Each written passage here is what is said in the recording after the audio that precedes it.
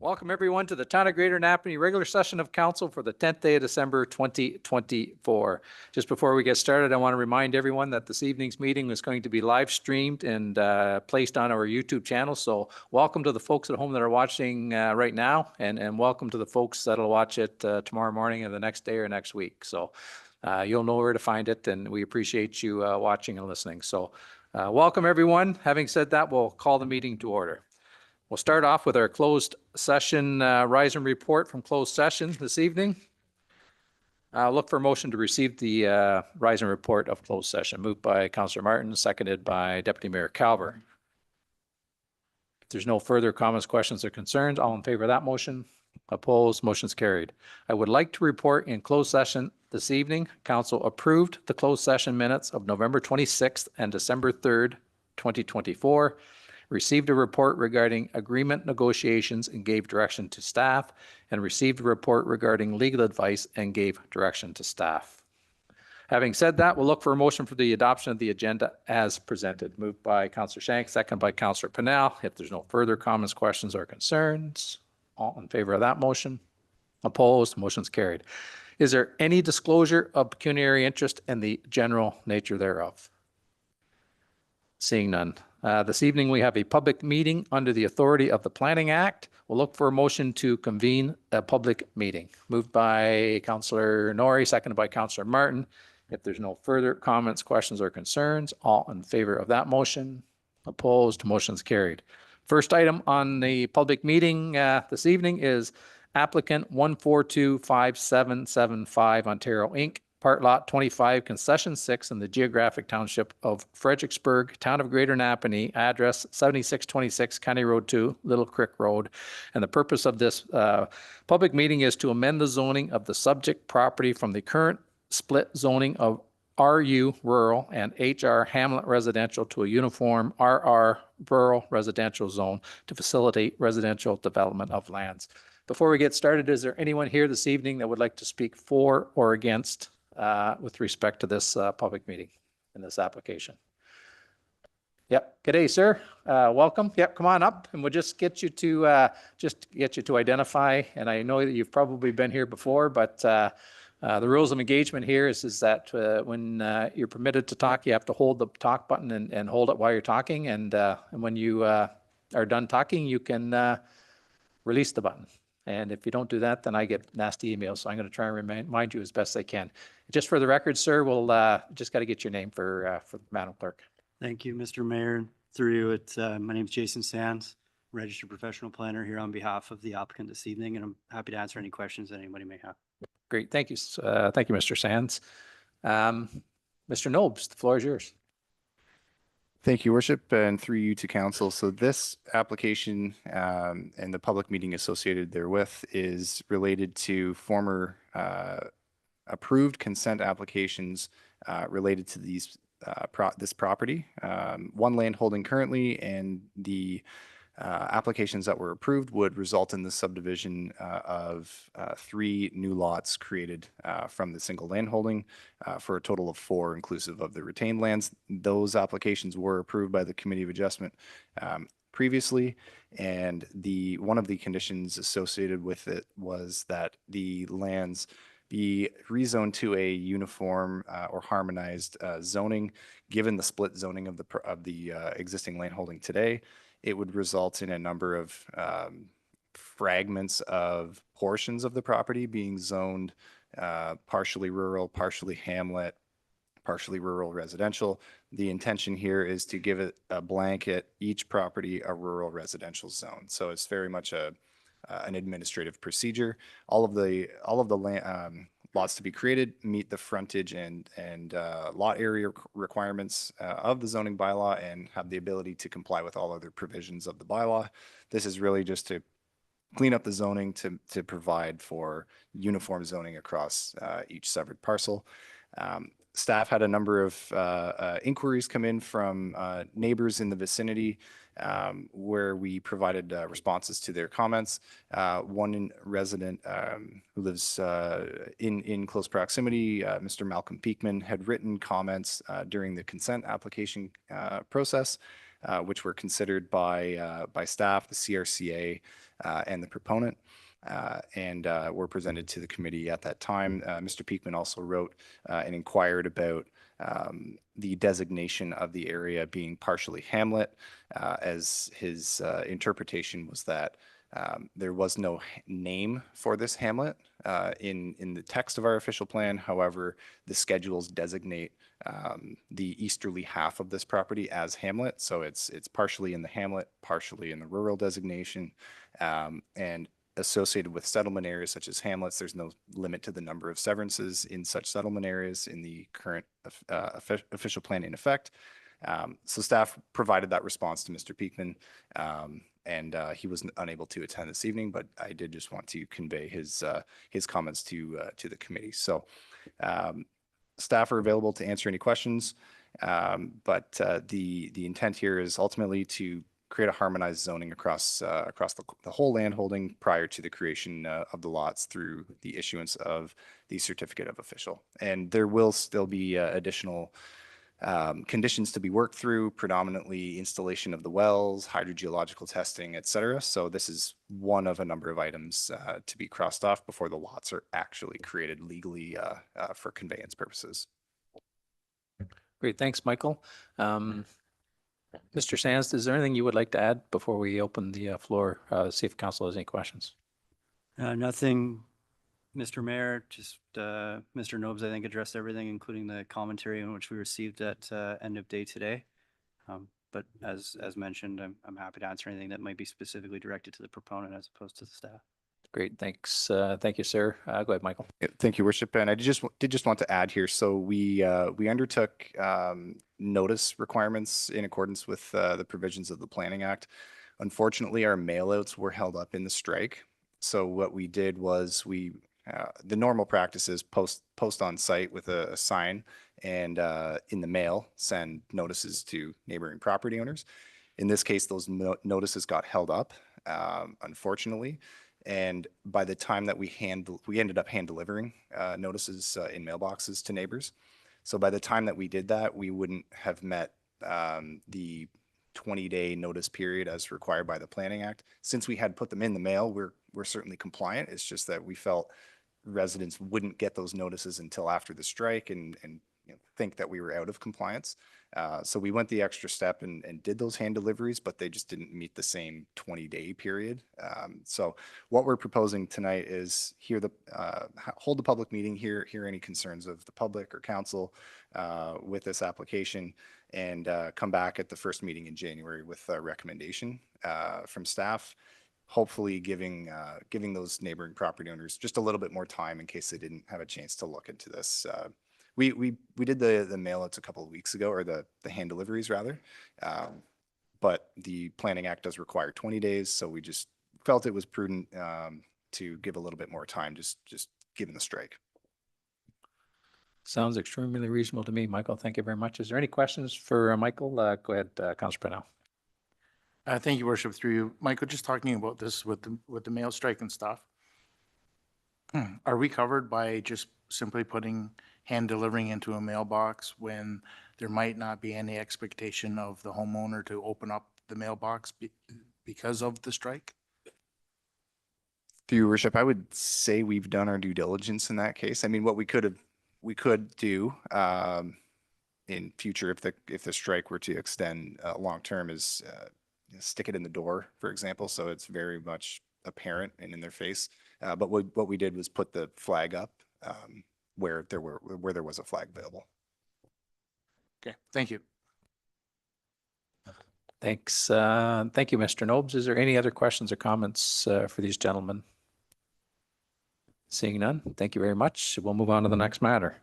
Next matter is applicant Ralph Gentile and Robert Gentile, Concession 7, Part Lot 21, Plan 81, Lot 6 to 11, Part Park Lot 5 and Part Road in geographic Township of Fredericksburgh, Town of Greater Napanee, address County Road 2, to amend the zoning of the subject property from RU rural to M1 light industrial. The intention is to add the land that is proposed to be rezoned to the abutting vacant 0.6 hectare property to the east to make it more viable parcel for development of a self-storage facility. Once again, is there anyone in the body of the council chambers that would like to speak for or against this, this application? Seeing none, go ahead, Michael. Thank you, Worship. So building on from the Committee of Adjustment meeting that we just held, this would be one of the conditions that were imposed by the committee was to rezone the land to be added to this currently M1 zoned light industrial property. The land being added is currently zoned rural, and this would again harmonize the zoning of that enlarged land holding as a result of that lot addition to see the ultimate development of a self-storage facility. And as we had discussed in the Committee of Adjustment meeting, this current land holding is zoned light industrial as of right, without any restrictions on any specific uses that the property would be restricted to. So if in the future there's an intent to redevelop it, there would be the ability to essentially develop it with any of the permitted uses that are listed in the light industrial zoning at that time. However, the applicant's intention is to commence construction of a self-storage facility in the near future following this lot addition and ultimately a site plan approval with a revised layout given the enlarged land holding.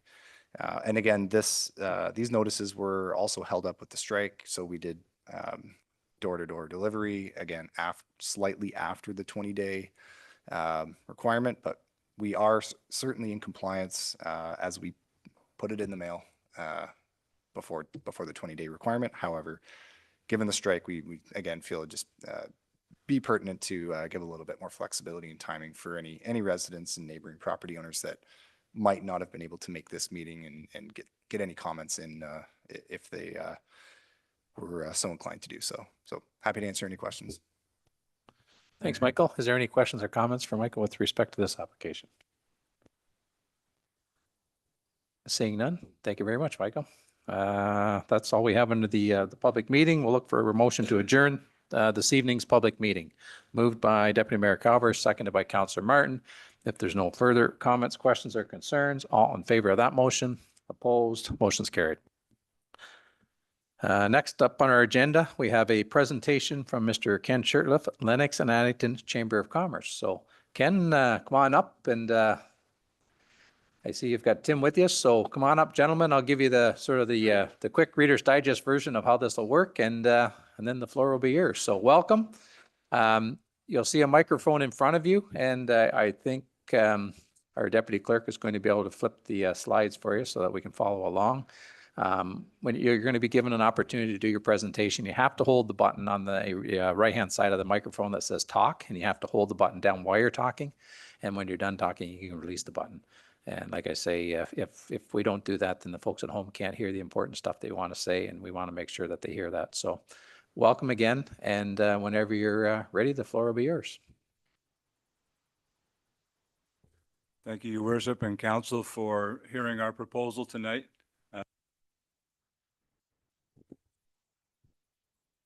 Tim first talked to Matthew and Terry when Matthew just came to town, and one of the subjects that came up was a farmer's market for Napanee. And there has been farmer markets in the past. I know when as a kid, the farmer's market was always out back, and I knew there was one up at the arena as well. So in looking into the other markets in the area, we've seen that they're not ran by the municipal entities or the cities. They're ran by partnership associations.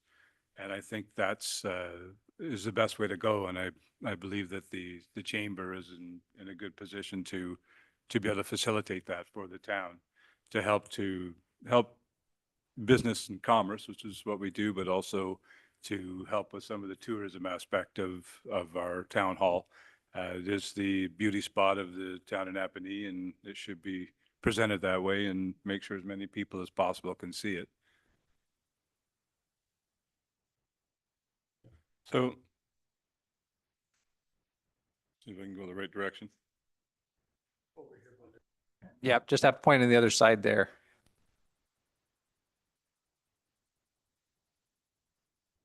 we sometimes struggle with this. Shannon, can you help us out? Maybe it might be easier if Shannon just flips the pages there for you, Ken.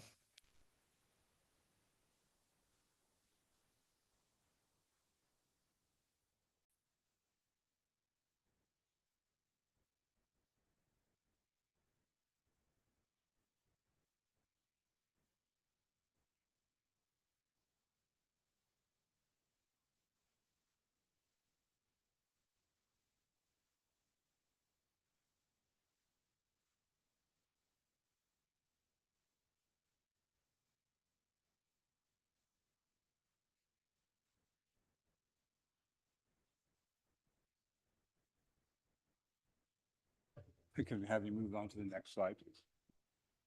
Okay, so the details of the proposal on the 5-year term. So the revenues that we would generate from this, we want to turn the portion of it, probably a larger portion of it in that term, is to go into the marketing of the market to help it to expand and grow, to become the best it can possibly be. And part of it too will be for extra manpower through the chamber to be able to assist in running it. Because it's definitely going to be an endeavor, and we have one staff member now, so she's definitely going to need an assistant, I think, to be able to properly. And with the board as well, we're always there to help. We're a working board, so we are involved to make sure that it runs as smooth as possible. And we're looking for an office in the building. Right now, where we're located, it's a hidden space, and we want to be able to become more visible for people to be able to find the chamber when they want to stop in and ask any questions. And was a better place than in the Commerce Center of the town of Napanee is to have the Chamber of Commerce in that area. So it's certainly something after the 5 years we can look at. If the revenue stream is great for it, then certainly looking at a rental agreement with the town to continue to stay put and stay where we are. Okay. Can you move the next slide, please? And so as far as the town resources go, we're not looking to put any liability or weight on the town other than really what you do now. We would ask that town employees would be available just on market days to put up the barriers to block the market square off. So basically, what we were looking at doing is marking it off from John Street to Center Street for that day, which it's going to eliminate a little bit of parking, but I'm not too sure it would cause too much of a problem. I don't know. I guess that's something we'd find out later in the details. So that and just any of the garbage receptacles, the town staff would clean them out at the end of the day or whenever they could and make sure that they were emptied for the next market day. And I don't foresee any other reason other than just no normal maintenance that the town puts in now to the back end of the market square that should be any more than that.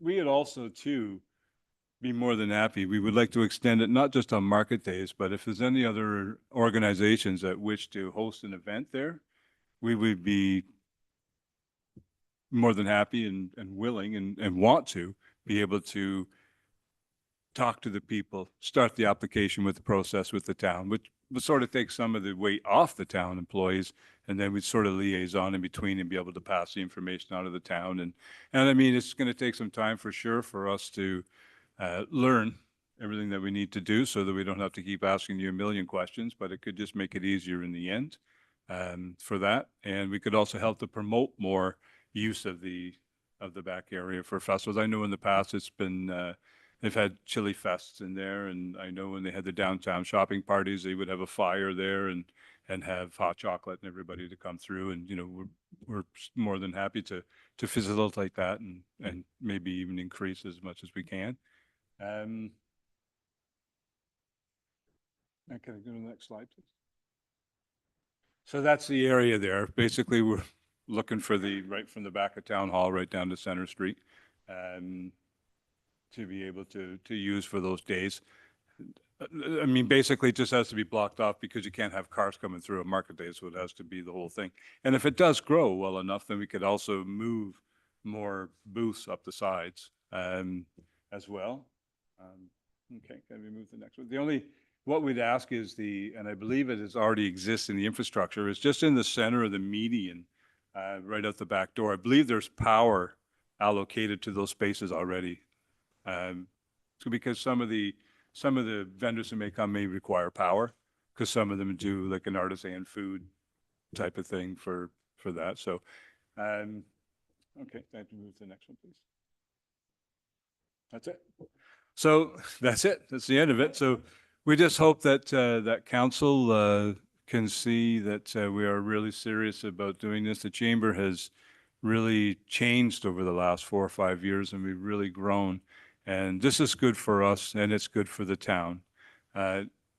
Because our revenue streams come to us in the sense of membership and some insurance administration. So we want to be able to do a lot more in our county. And this is an opportunity for us to be able to bring in another revenue stream so that we can offer more programs for the businesses in our area, as well as being to help to grow Napanee as well. Thank you. Great. Thanks, Ken. Just hang tight. Tim, did you have anything else you want to add? Or as I think Ken's probably covered most of it, but Yeah, I think Ken's covered most of it. It just, I've only been here a year and a half, and, you know, I've come to, you know, really love the town of Napanee, and I think, you know, the town has great bones, and when I saw the vision here with the old town hall, I thought, wow, this is so cool.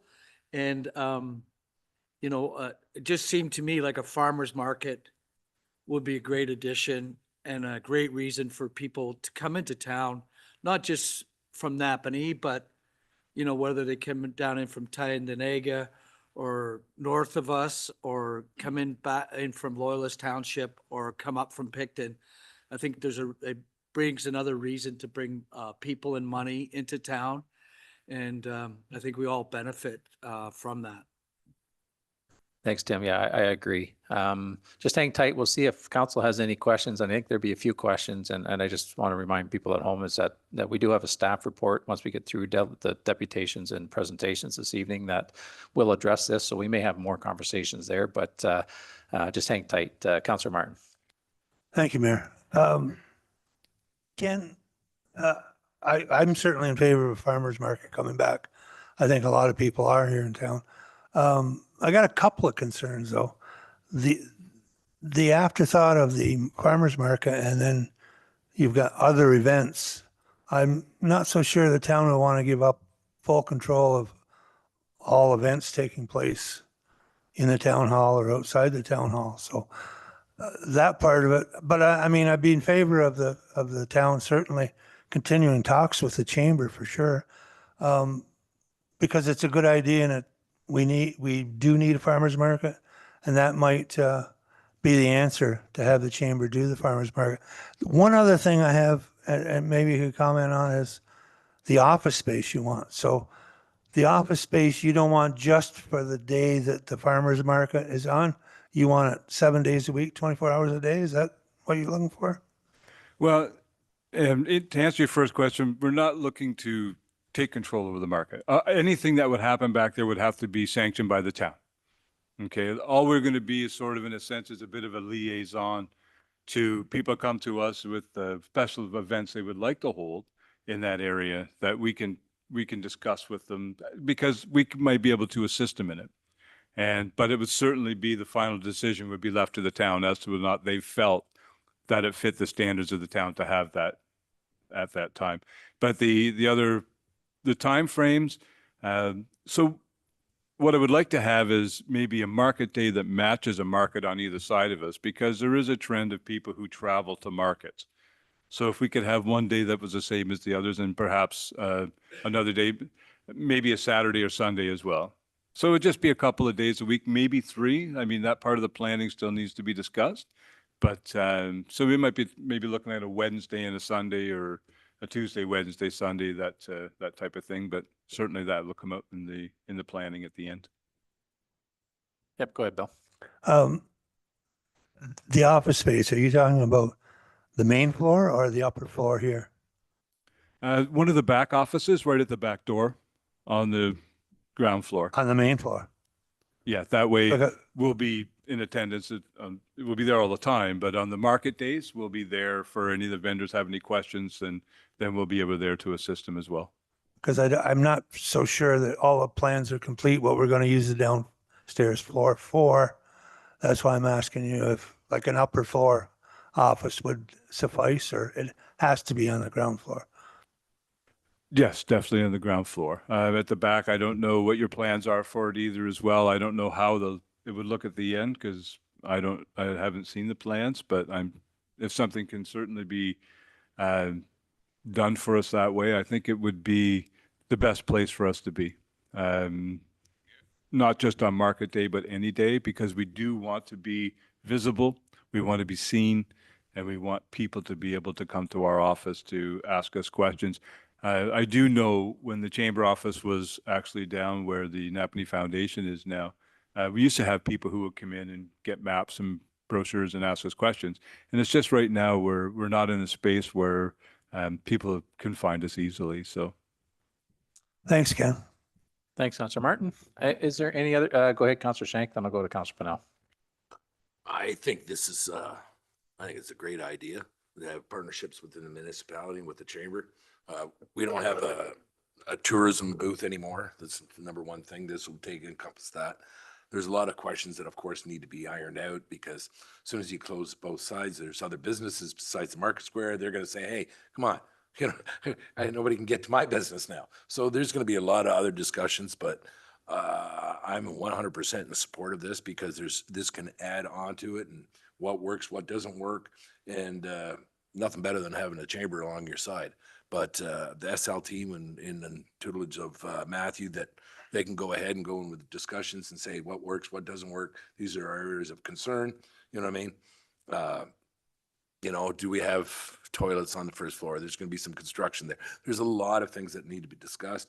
Not really right here, right now, but I'm 100% in favor of, going in a partnership with the chamber and letting you guys run with it. And any way we can help, and Matthew with the staff, they'll review it. And because everybody has concerns with certain areas, because if that was your place of business and all of a sudden you're closed 3 days a week, in front, so nobody could access the place of business, there's a lot of things to be. But I think, as long as all the problems can be solved, then yeah, why not? I think we definitely need it. It brings attractions downtown. It solves the tourism also, of what they can do, and when people are asking what else you can see. So I'm in favor of it. Thank you. Thank you, Councillor Shank. Councillor Pennell. Thank you, Worship. Through you. Thanks, guys, for coming in and talking to us tonight about this.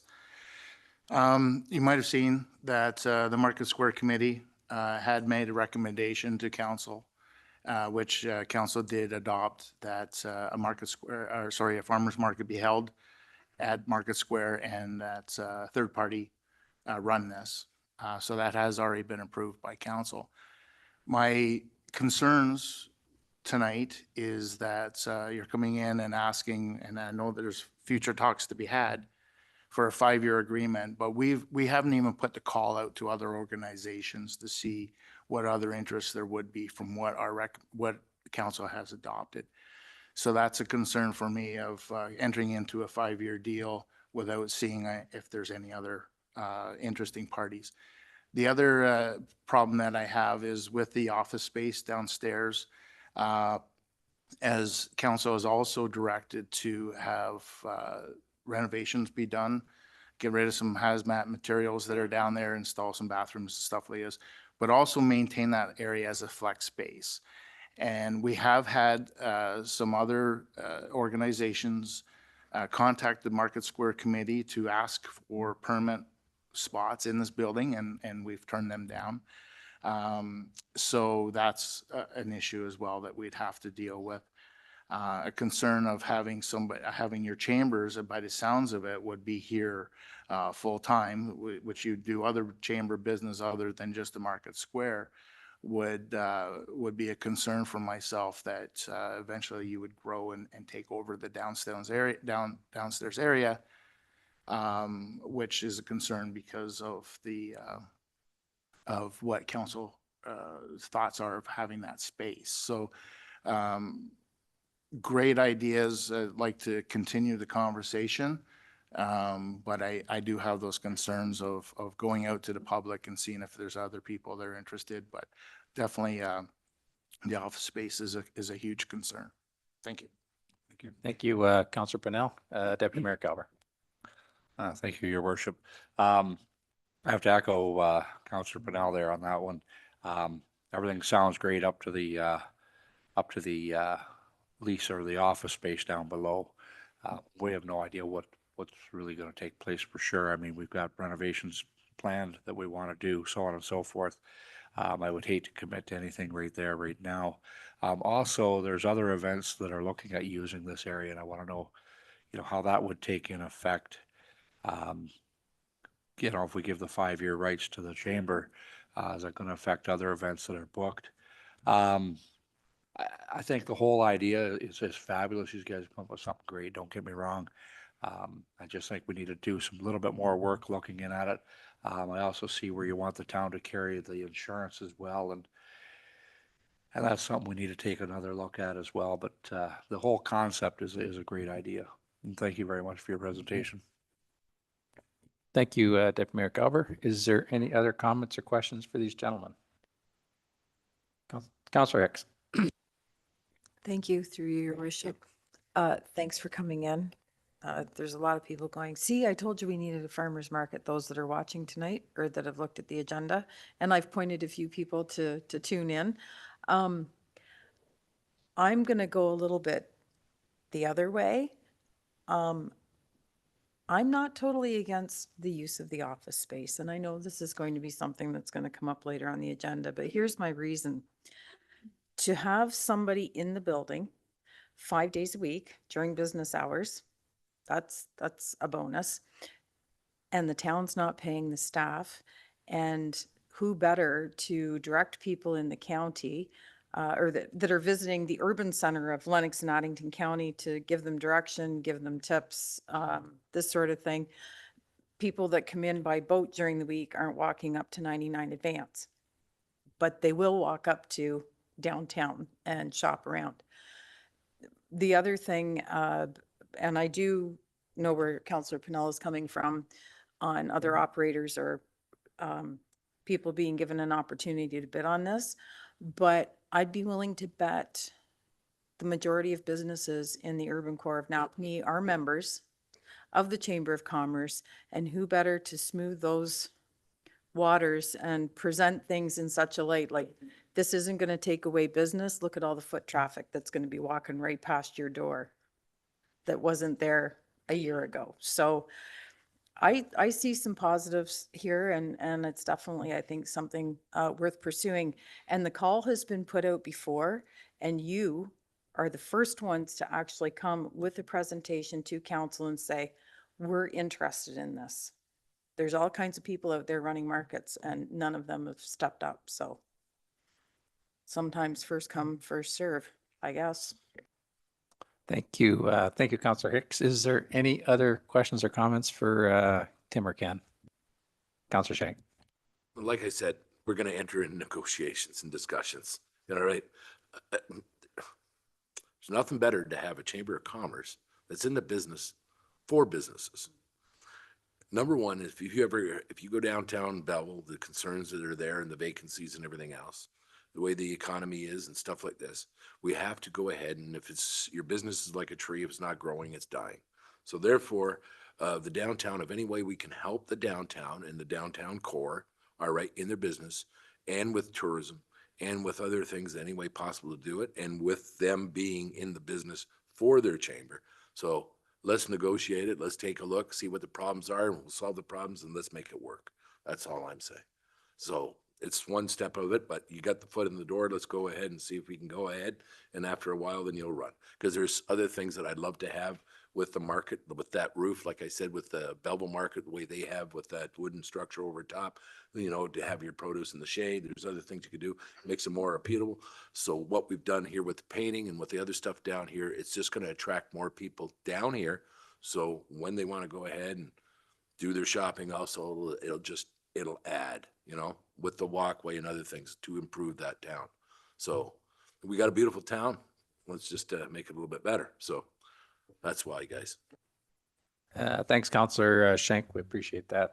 Is there anything else before I weigh in? Councillor Purnell. Thank you, Worship. I just want to also just remind council that one of the mandates of the Market Square Committee was to make recommendations to council, and council has also approved that the downstairs area be used as a arts and culture area as well.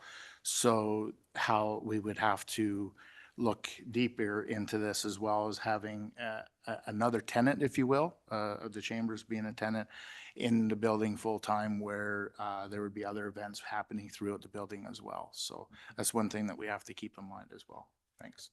Yep, thanks. Thanks, Councillor Purnell. Is there anything else before I weigh in? Oh, sorry, Tim, did you have something else to say? I think a lot of the concerns being brought up and comments are fair and very valid. And, sometimes I think that we omit that agriculture and business is part of our culture. And, and it's a creative endeavor, right? And there's ways that I think what I'm hearing is we need to find ways to work with other groups, and the arts is a very important part of the sustainability of a town or a city. And I think there's ways that we could incorporate things and work together. Thanks, Tim. Go ahead, Ken. I think that what Tim was just saying is so true, and what Angela said about having somebody in 5 days a week with the lights on. So if there are with the arts, I understand that they wish to be able to use some of the newly renovated space to display. So we would be here for them to be able to come in and be able to see the arts. I think that a lot of that through agriculture or arts, we would be a complement with them. And I think that we could really work with them, because they're also part of commerce.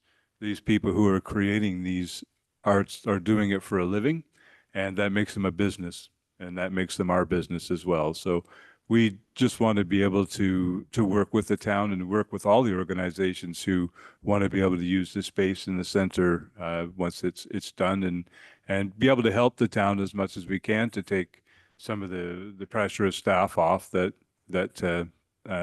let's put it this way. So you would get serious inquiries. People would come to us, and we would understand them as serious inquiries, and then we would come to the town with those inquiries. Thanks, Ken. Is there anything else? No, seeing none, I'm just going to weigh in briefly here. I think it's extremely admirable what the chamber has presented to us. There's not a person in this community, I don't think, that doesn't believe we need a farmer's market or a market of some sort in the Market Square. Upon the completion of the painting of the building, those are the comments that I heard the most, is, hey, now we got to put a market here. In the 6 years I've been on council, nobody's really beaten our door down to say, hey, we want to do this. We want to run this thing. And I think it's extremely admirable. And let's face it, we at one point tried to run it ourselves. And I'll be the first one to admit we're not very good at running it. But I think the Chamber of Commerce probably would be. So I think it's extremely admirable that you folks are here. Obviously, there's some work to do. I'm not adverse to a small office space in the back of the building. This building is set up to a certain extent to provide a break wall, so to say, because the old town hall itself only goes so far, and then there was an addition that was put on the back, and the old brick wall is a pretty good. You add a door in there; it's a pretty good break wall for that. But we do have some work that we have to do, and I know we're committed to using a big portion of this as a flex space. But I do believe that there is probably some flexibility here to add some form of a small office space in the back, and maybe some washrooms on the main floor. But we're not there yet. We're going to try and get there in the very near future. I know that we've committed some funds to bringing Town Hall back to where she should be, and we're going to do that. But I just want to thank you for coming here this evening. I think it's admirable. I think it's a very doable thing. And I look forward to seeing a farmer's market and a lot of other things in the market square over the course of the next, moving forward. So, and I think I understand what you're trying to say is that you're not here to run everything. You're just here to help out if somebody needs some assistance. So I know we have a gentleman in the back that's very eager to get something going in the market square, and you'd be able to provide, I think, if not guidance, a little bit of assistance in getting that going too. So I think I understand where you're going for. You're not going to try and control the whole market square, but you want to provide a service, so to speak, to make things happen in the market square, which I think each and every one of us are keen to do. So thank you very much. I know that, and hang around. There is a report that we're going to have further conversations later on the agenda about this. So you're more than welcome to stick around and hang around, and we'll see if we can put something together. But I'm excited about a market in Market Square. So thank you, gentlemen. If there's nothing that comes out of what I had to say, we'll look for a motion to note and receive the presentation of Ken Shirtliff from the Lennox and Addington Chamber of Commerce. Moved by Councillor Shank, seconded by Councillor Martin. If there's no further comments, questions, or concerns, all in favor of that motion? Opposed? Motion's carried. Next on the agenda, we have a scheduled deputation with respect to new items. Tiffany Lloyd with respect to a community engagement committee proposal. So come on up, Tiff. I think you probably understand the rules of engagement here. The press to talk button, hold it so that folks at home can hear what you're going to say. And whenever you're ready, the floor will be yours. Thank you, Your Worship and members of council. Yes, I've been here a few times. Hopefully not too many. You're sick of me already. I try to come with solutions and successes and not just problems. So, myself and a couple of friends recognized how great it would be to have a veterans crosswalk in front of Town Hall. Having already hosted a fire truck pull in Napanee, the groundwork would have already been done to host another one to raise the funds for the crosswalk. Josh Matson spoke to the fire department, and they were excited to help. And the next step would have been to come to council for approval. Unfortunately, we were already involved in a number of projects and it didn't get off the ground this year. Hold tight. We saw recently that Belleville had installed a veterans crosswalk in time for Remembrance Day. And the comments on social media were that of frustration that someone hadn't done this in Napanee. Someone has to do this, but not them. I joined in the comments with the suggestions that I would do the legwork if people were willing to donate the money to a GoFundMe. Crickets. Since 2020, I have noticed a troubling trend in our town. Social media platforms have become rife with complaints, frustration, and negativity. Meanwhile, participation in in-person community activities, neighborly interactions, and civil engagement have dwindled. The sense of connection that makes small towns thrive is fading. This challenge is not unique to Napanee. It is a widespread issue that many municipalities are facing right now. But within these challenges lie opportunities. The lack of engagement isn't because people don't care. Often it's because they don't know how to contribute, where to start, or feel supported enough to take action. If you search community building online, you'll find countless resources on how to start Facebook groups or grow email lists. However, the community building that I first fell in love with was something deeper. It was about fostering connections that form the foundation of a strong, resilient town. It's about building stronger relationships and creating more unified and supportive community. It's about people coming together with their diverse perspectives and creative solutions to solve local challenges. It's about building a connected and resilient community that is better able to support one another during times of crisis. It's about building civic pride because people are part of shaping their community.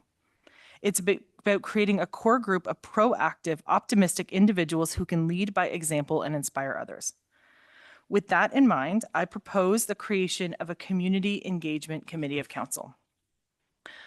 Obviously, once established, a committee of council would direct its path to create its own terms that support the staff and council members. However, in my mind, it would be a group that would promote participation, collaborate with existing volunteer-run groups and committees, empower grassroots initiatives, foster a culture of care, organize engagement opportunities, be empowered to seek outside support through grants, corporate sponsorships when appropriate. I understand that council has a bottom line issue, and for that reason, you need a committee that has creative solutions. So I'm recommending the following. Two things. One is that council pass a motion to establish and endorse a community engagement committee as a formal committee of council with in-kind municipal support such as meeting space and staff guidance to ensure alignment with town goals and priorities.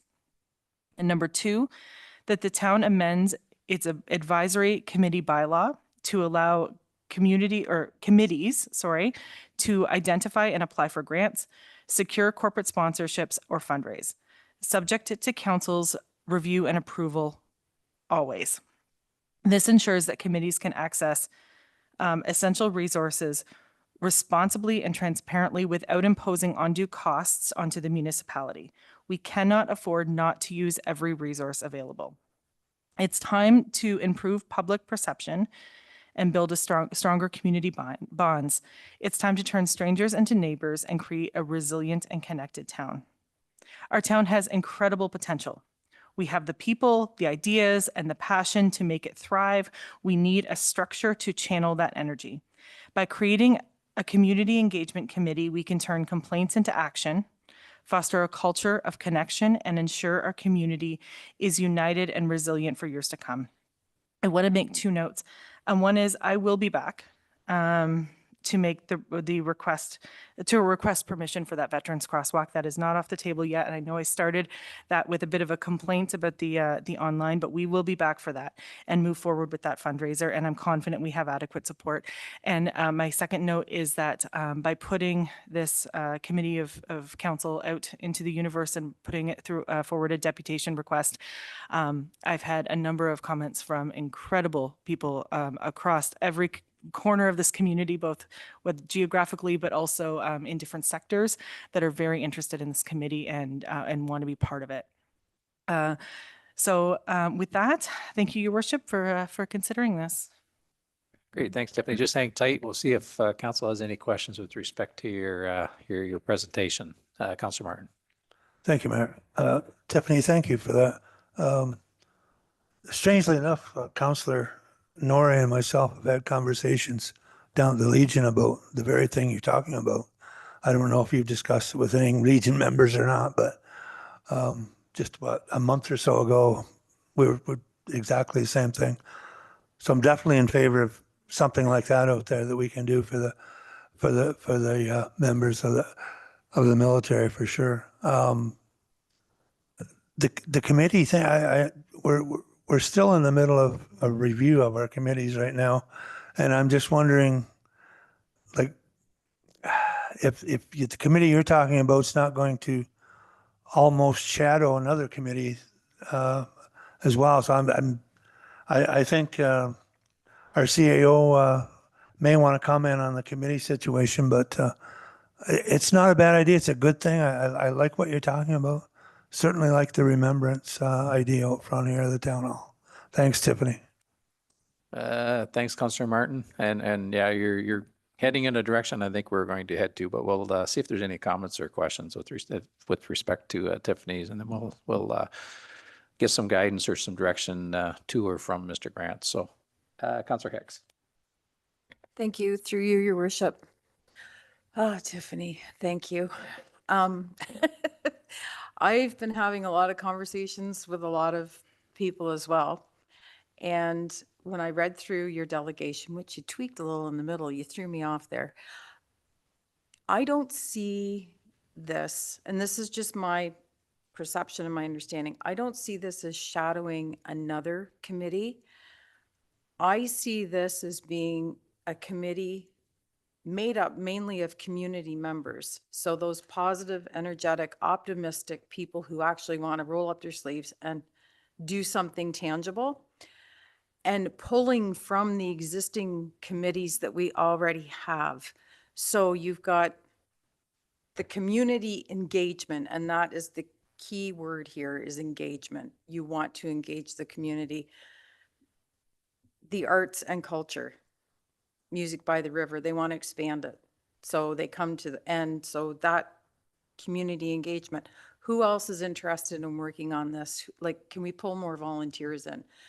Because you get volunteer, exhaustion, I think is like you just flatline after a while because you have the same group of people all the time and you need fresh blood, you need young people. If I'm going to use an example here, the hospital auxiliary, I would be willing to bet there's not a single volunteer at the hospital coffee shop that's under 70. And forgive me if there are some that are, but volunteers age out and they tire out. And what you're proposing is to get a whole fresh new, and I think this is very timely. And there's a lot of people out there, if they're watching tonight, that are clapping, I think, because it's finally been brought forward. And I don't think we should say no to anybody that wants to get involved at any level. Thank you, Your Worship. Thanks, Councillor Hicks. Is there any other questions or comments? Go ahead, Councillor Shank. I totally agree with what Councillor Hicks has said. Volunteers and being a part of the community, I think that's what makes a community grow. That makes it what a community makes it work. People move to the community because of the people and the community and what it represents. So the more people that want to volunteer and the more people who want to get engaged in the community and participate in functions, all right, instead of just always relying on the municipality and its staff or whatever, we can always help. But the more people that volunteer, the better it is. The only thing is Tiffany, I totally agree with you, but I don't want to put the cart before the horse and have it fall.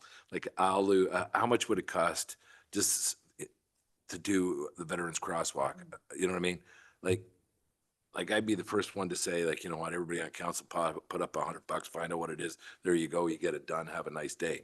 But the same thing is I'd like to, about the committee is, and your structure, there's nothing worse than having 15 bosses and no Indians. So I'd like to have it run through our CAO, see what works, what isn't working, how can we make it work. This was the will of council, but let's see how we can tweak it or not tweak it. He does the day-in-day business. We don't the day in and day out business.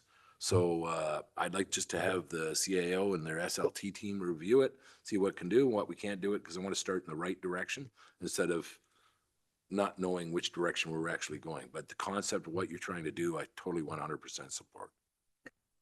Thank you. Thank you, Councillor Shank. Yep. Yeah, go ahead, Tiffany.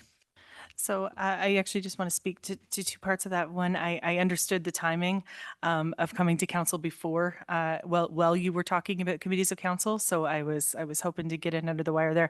And then as for the crosswalk, it's between $5,000 and $10,000. Our last fire truck pull raised $10,000, and I am confident that we already have the sponsors that we need. And again, we've run it before.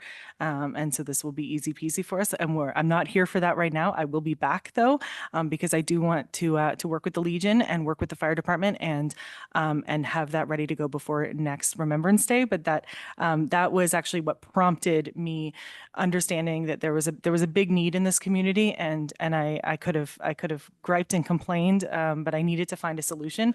And this committee of council isn't a solution, but it is a path forward that I was hoping to find. Great. Thanks, Tiffany. Go ahead, Deputy Mayor Calvert. Thank you, through you, Your Worship. Excellent presentation, Tiffany. Thank you very much for coming forward with this. I guess my question would be, if this committee was established, would you be sitting on this committee? Would you be organizing or running it? Where's your position go on this? That is a great question. It is, I believe, up to council to decide. I'm more than happy to put my name forward for this committee, particularly in the initial years, because I feel like I want to see this off the ground.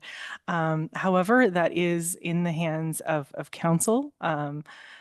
To not just choose whether they have this committee, but choose who's going to sit on that committee. And I think that you're going to get a lot of qualified and eager individuals. So that is up to you. Thank you. Thank you, Deputy Mayor Calvert. And yeah, I was going to clarify that. I mean, a committee of council, we do have rules and regulations and policies and all kinds of things. And your timing is very good in the fact that Mr. Grant's going to bring a report back, I think probably next month, with respect to some of the structures and the processes with respect to our committees of council. So your timing is really very good. Is there any other questions for Tiffany? Go ahead, Councillor Hicks. Thank you, Your Worship. So I don't know, those of you on Facebook, Napanee, do you remember when? Thank you. Shout out to Cameron Eady and all those fantastic photos and the winter carnivals and the fairs and the contests and all of those people that put positive comments on there. When we start looking for volunteers, you just remember how much you miss those events and remember that they were all volunteer driven and volunteer run. So when the call goes out, hopefully you'll all step up and answer. Thank you. Yeah, thanks, Councillor Hicks. And we just got to be cautious not to confuse volunteers with committees of council.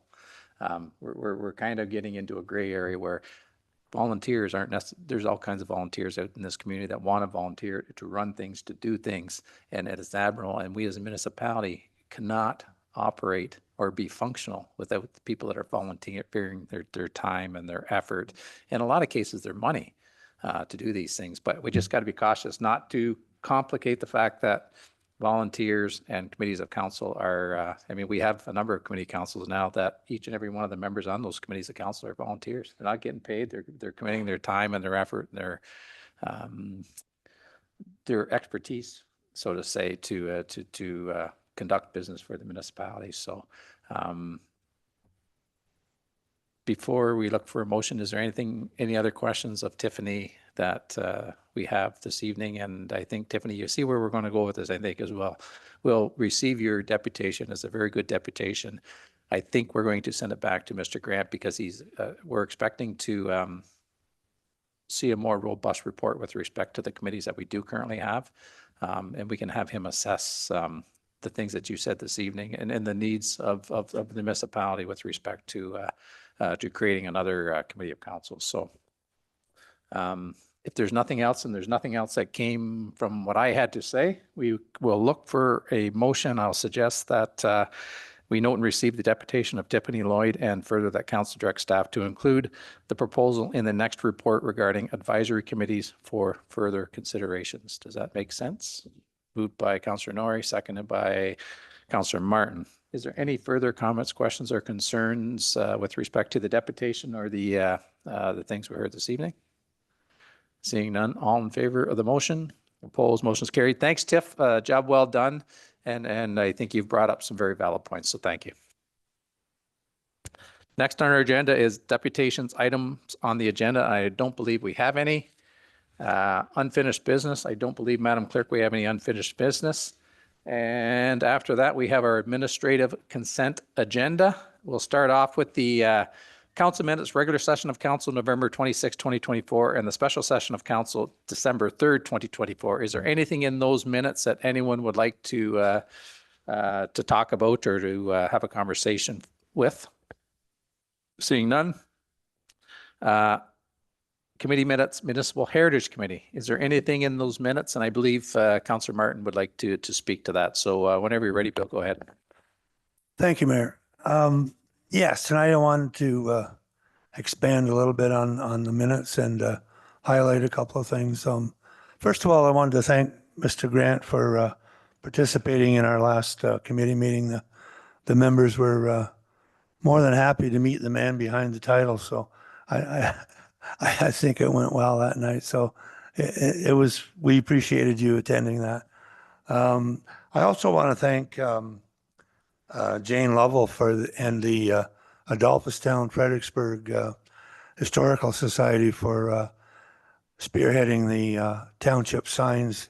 They look great from what I've seen so far, and I think they're good for even for tourism when tourists come into town and see the different townships. So I want to thank her and the committee and the Historical Society for that. There was a couple of other things. The committee met and we had a discussion on a number of things. street names, new street names is one of them. Heritage awareness and education we discussed. We discussed Doors Open program that we're going to be working on throughout 2025. We thought it was a little too soon to work on it and have it in place for 2025. So we're going to work on it in 2025 and participate in it in 2026. I just wanted to remind everybody too that Heritage Week is February 27th to the 23rd of 2025. And we're working on a bit of a project there as far as historical photos are concerned. And we want to get the businesses downtown involved in that. We've got fairly large historical photos that we're going to have produced and hopefully have them in business windows downtown for that week. So, but that's something that historical or the Heritage Committee members will be bringing forward to council in the very near future for that. We did discuss the town's encampment protocol and designated heritage properties. I did ask Madam Clerk to put it on our last agenda because I thought it was more than appropriate for the members of the Heritage Committee to weigh in on the bylaw and Springside Park in particular. You know, when the Loyalists first set foot on the North Shore of Lake Ontario in our southerly region, they fanned out and looked for an area where there was running water that could power grist mills, logging mills, and they happened upon Springside Park, which wasn't. It was known as Napanee Falls then, or river. I don't know. But that's a very important park down there, and it's. I'm not sure if everybody in town knows it, but it's a designated heritage site, and it has been for the past 10 years. And probably Councillor Schenk will remember when that council designated that site. I'm not sure, because I think that was about 10 years ago in 2014 when the town council voted to designate that site. So in my mind, that's where Napanee began. It was a logging mill. The logs come down the river to the log mill. The grist mill was powered by the falls. Some people might say that every blade of grass, every tree, every rock down there is designated heritage, and that wouldn't be too far wrong. Even the train trestle, if you look at Schedule B in the heritage bylaw, it mentions the train trestle and when the Grand Trunk came through there. So my only purpose in that tonight is maybe educate a few people on the heritage of Springside Park. But I did want to ask that staff possibly review our encampment bylaw. I'm not asking for it to be trashed or changed. I just want to ask if staff could review the bylaw and possibly enhance our bylaw or strengthen our bylaw by use of the Heritage Act. So I don't, perhaps maybe I should make a motion to that effect. And I probably will. Perhaps Madam Clerk could help me out on the motion part of it. But I think basically what I want to do is, like I say, have staff review the bylaw, look at it through the lens of heritage and the Heritage Act, and possibly report back first part of the year or sometime in January maybe, or February even, while the weather's cold and there's very few encampments in place down there. Madam Clerk, do you have what you need with respect to, I believe Councillor Martin's making a motion. Do you have what you need?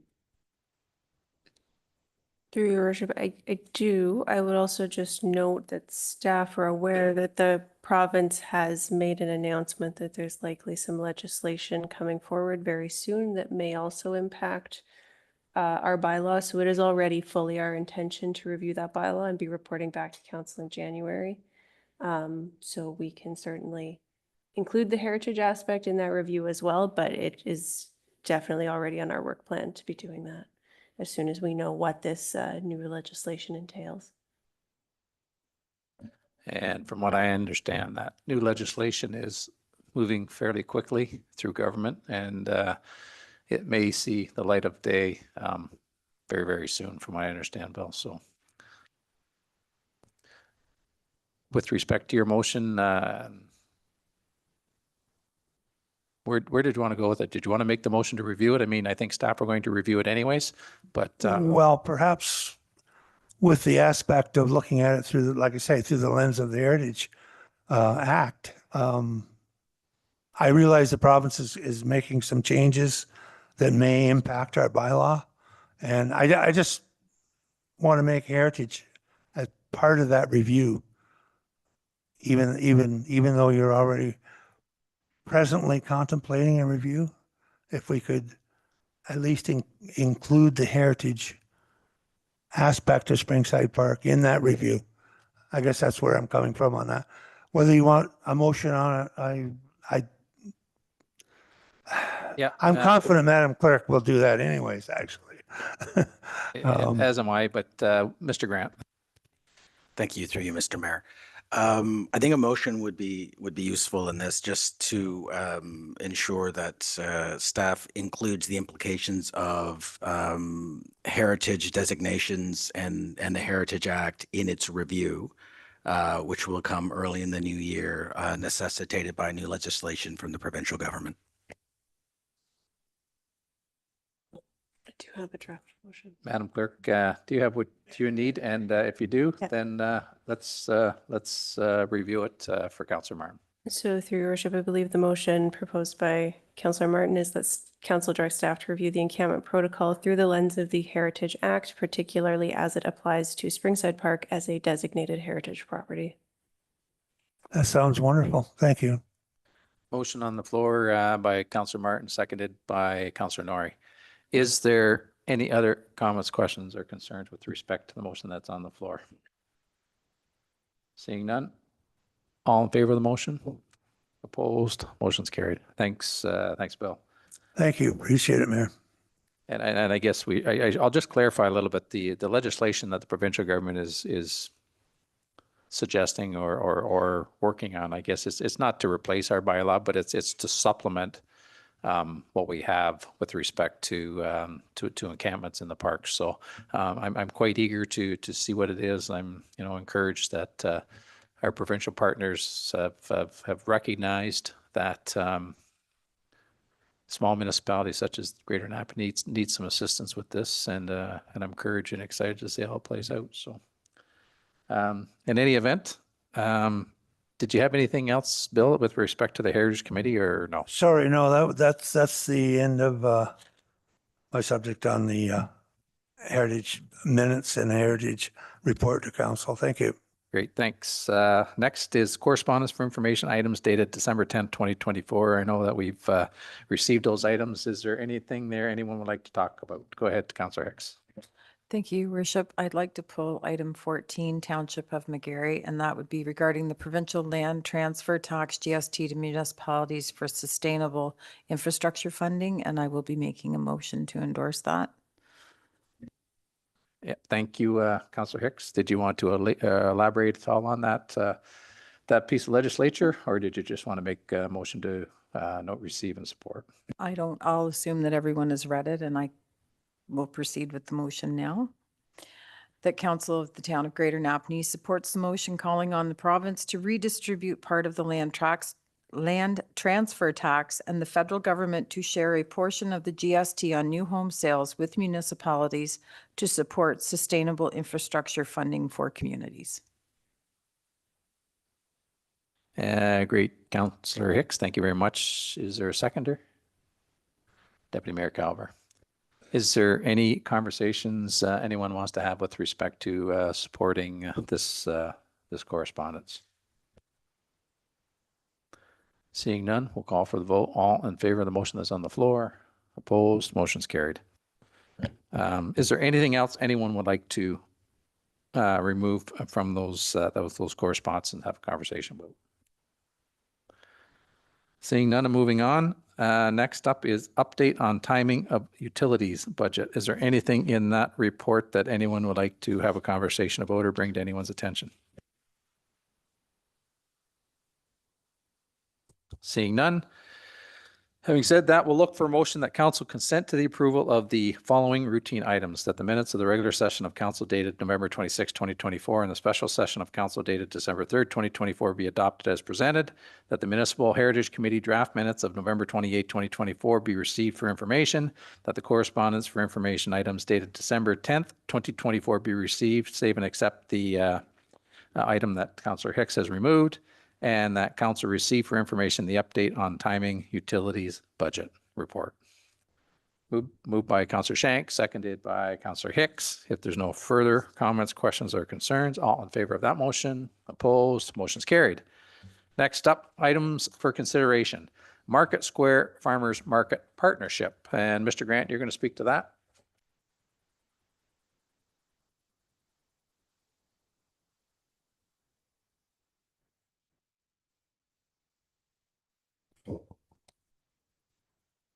Thank you. And through you, Mr. Mayor, to members of council. So you will have heard the presentation and had the opportunity to ask some questions about a proposal coming forward from the Lennox and Addington County Chamber of Commerce.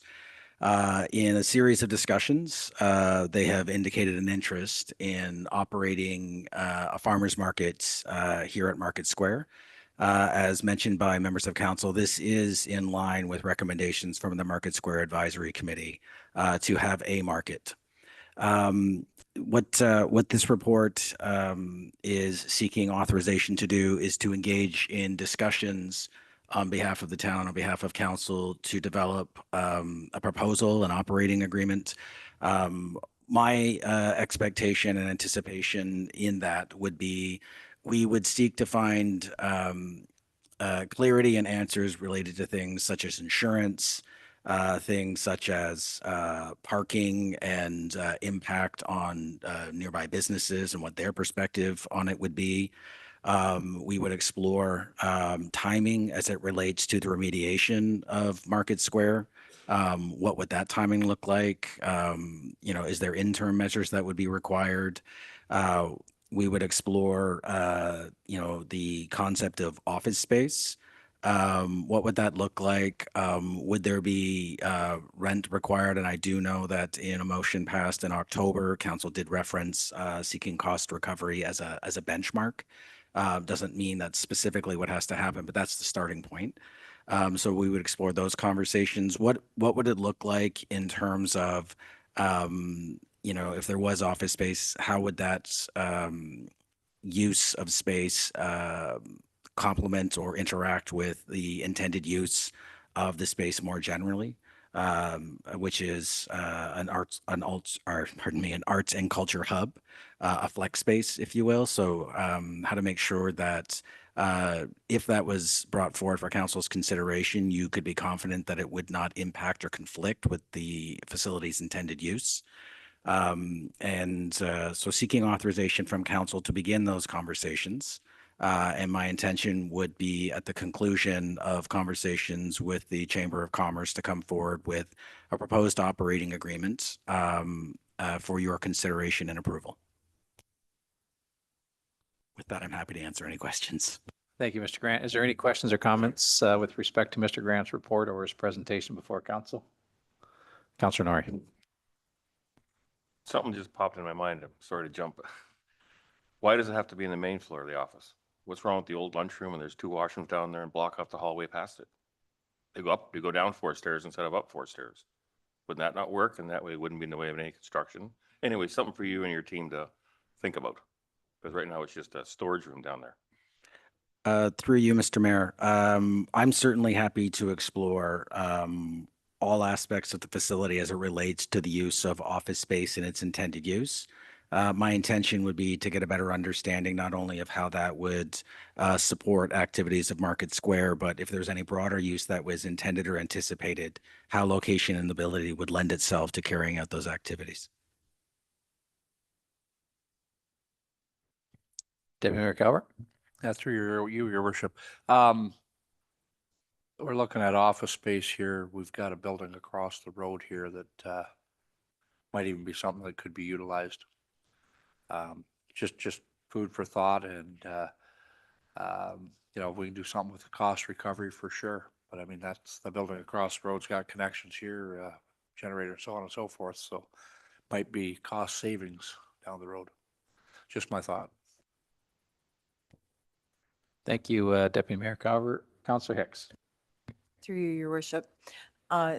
Sure, I agree with Deputy Mayor Calver. 12 Market Square is absolutely viable. However, it would be interesting to see, well, Mr. Brown is looking at the asbestos abatement, if there could be a structural study done, because I would be willing to bet that you cannot knock out the existing structural brick wall of the original building to open that space up, to add it into a larger space. I would be willing to bet that it would cost a whole lot more money than we're willing to spend. So just, I think it should be investigated in keeping those two back offices where they are. And I think having somebody in the building 5 days a week, not to say it couldn't be the basement, but 5 days a week, answering inquiries, directing traffic, taking names, I think it's something we should definitely consider. Thank you. Thanks, Councillor Hicks. I'm hoping that nobody ever thought that we were going to knock out a brick wall of a heritage building, but I don't think those conversations have or will come up, I don't think, in the future. Councillor Shank, I think you had your hand up, then I'll go to Councillor Pennell. Yeah, move staff recommendations. Okay, we'll put a motion on the floor, and then I know that Councillor Pennell wants to make a comment. So Councillor Shank, council received farmers market report, partnership report, and that council directs staff to enter into discussions with Lennox and Addington Chamber of Commerce to develop an operating agreement for a farmers market at Market Square. Moved by Councillor Shank, seconded by Councillor Hicks and Councillor Pennell. Go ahead.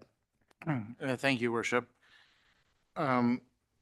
Regarding putting an office in the basement, I do believe from what I heard of it, that the chamber would actually move to this location for all of their business. So I don't think putting it down, and that's what I heard from the presentation. So putting it downstairs, I don't think would be good.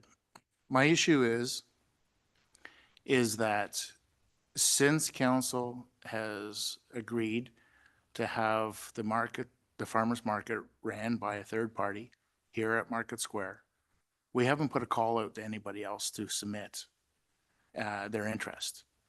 And respectfully speaking, by the presentation that I heard tonight, I'm not so sure if the chambers knew that we had made that direction as well.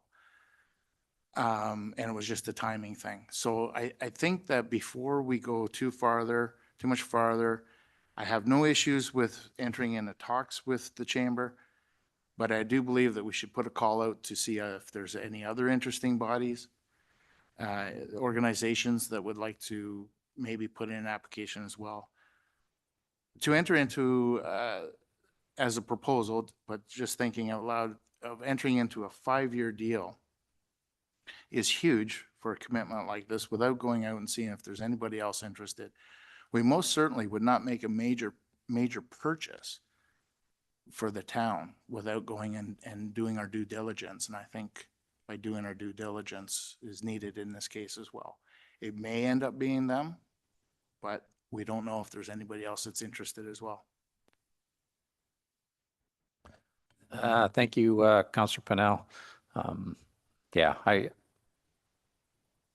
I know when the town of Greater Napanee tried to run it, there was absolutely no interest in anybody wanting to do it. So, and I think, if I'm not mistaken, we can go back through the records. There may have been interest to try and find somebody, but again, I don't know that for sure. But I mean, at this point, we're not entering into any agreement. We're just asking Mr. Grant and staff to examine it to see what this looks like. I know that the 5-year commitment is something that was suggested, but obviously, I can't imagine anybody wanting to make a 5-year commitment until they've kind of did a trial run or a test run just to see what the feasibility of this thing is. So, but I do think it's an extremely good opportunity to try and put something back into our market square, which I know that we all want. And I think we would be remiss if we didn't put as much effort into examining it as possible. But go ahead, Mr. Grant. Just through you, Mr. Mayor. So just to reiterate, any proposed agreement that will come forward, certainly timing is something that we could look at and have an explanation of the duration sought for running of the market. In the end, council is in the driver's seat to determine if and how, and specifically the terms. The decision will be wholly council's to make. Thank you, Mr. Grant. Go ahead, Councillor Hicks. Thank you, Your Worship. So I'm just going to take a step back and look at this. You have the Chamber of Commerce offering to run the farmers market at no cost to the town. We'll leave the office space out of it. They are in the business of helping businesses. The revenues that they generate from stall rentals, they put back into basically back into the businesses just by the nature of their business, which is to grow businesses. They will be bringing people in from all corners of our county and outside of our county. They already have a marketing structure. They've got resources. So if you were to have a single person coming in and say, yeah, I want to run this, I'd want to see a proven track record from them on their business plan. I really think that the chamber stepping up at this point in time, I think it's just really, it is very good timing. And I think as senior leadership and Mr. Grant go into negotiations with them, I think something really good could come of this, because it's not in their best interest to fail. They're going to do everything in their power to be successful because it reflects on the Chamber of Commerce.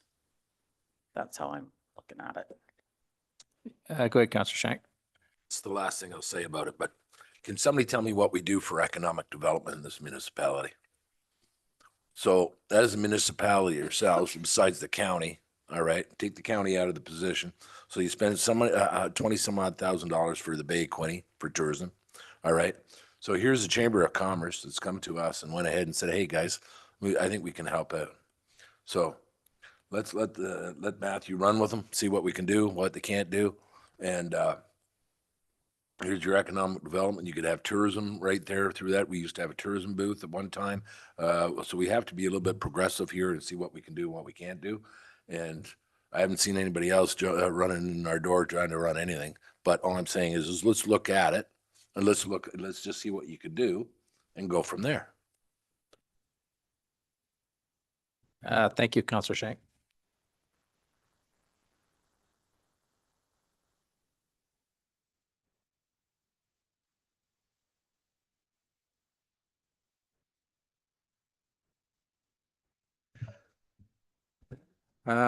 Thank you. Thank you, Councillor Shank.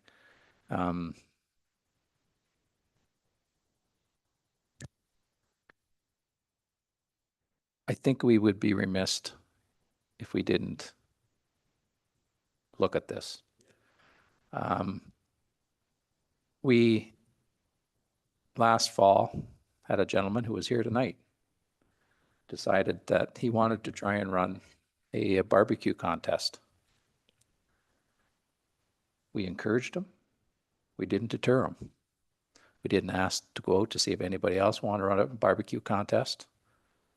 We said, you know what, Don, this is a good idea. We encourage you to do that. While this venture may be an ongoing one,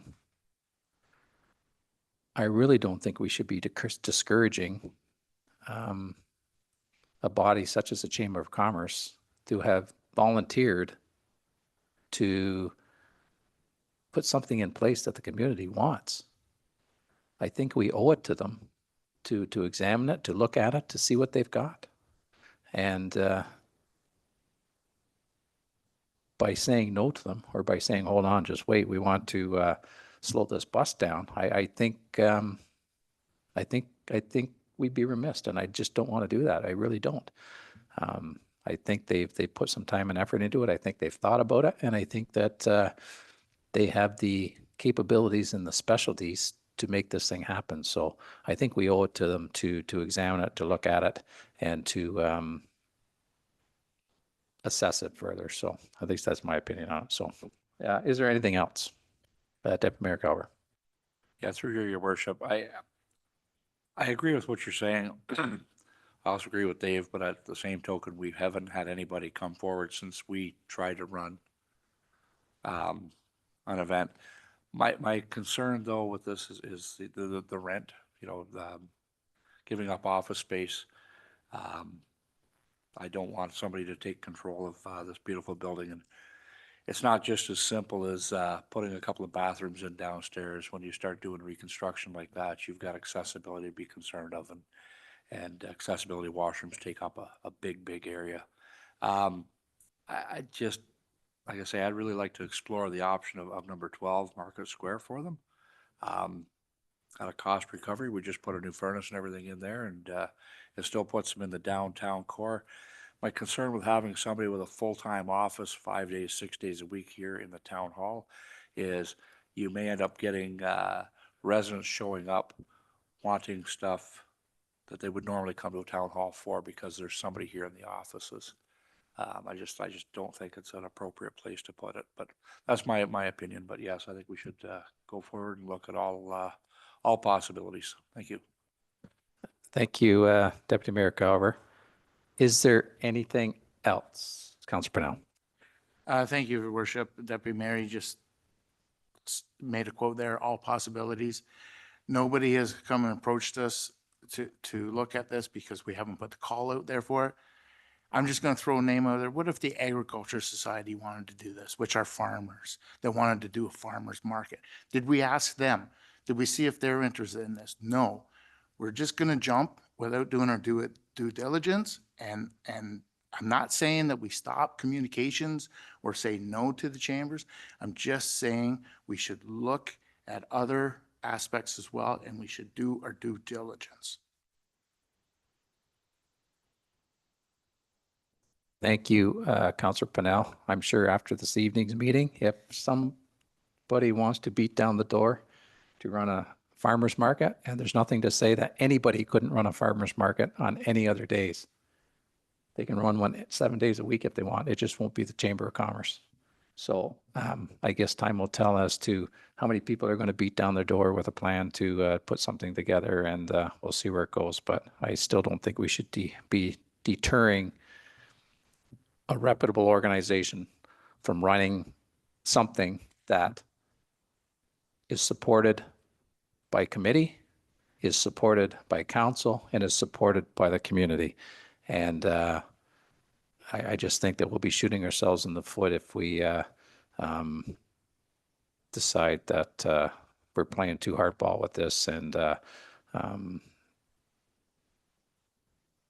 because I would hate to think if the Chamber of Commerce decides tomorrow, say, listen, we're out, we're done.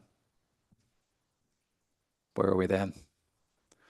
And I know that when the town of Greater Napanee tried to run it, we weren't very good at it. So we don't have the abilities or the specialty to do that. So I guess we'll see tomorrow morning how many people are going to beat down the door and whether or not they've come with a proposal as the Chamber of Commerce has. So thank you.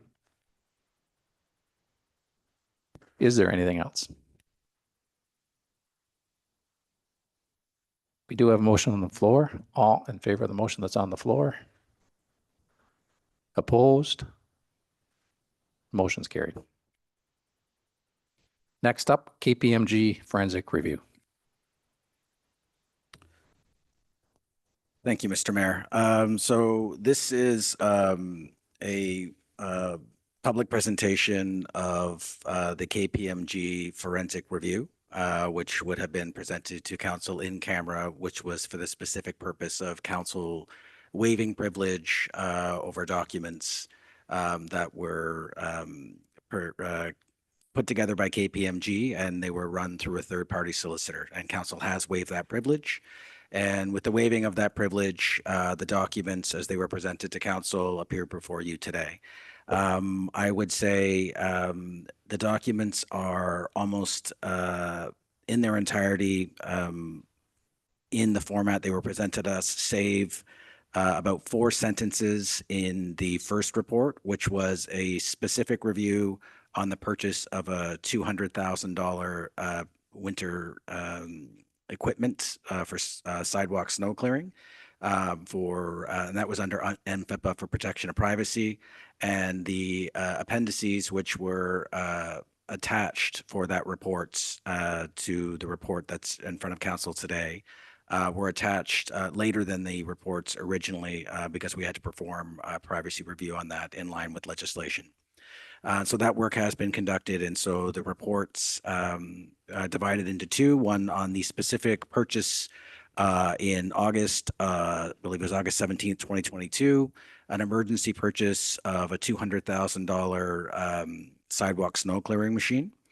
And council, when they became informed of that in March of 2023, that was the first time that council was made aware of that, asked for a forensic review of that purchase, citing it as unusual, and further asked for a broader review of our procurement processes more generally to see if they were vulnerable to misuse and or fraud.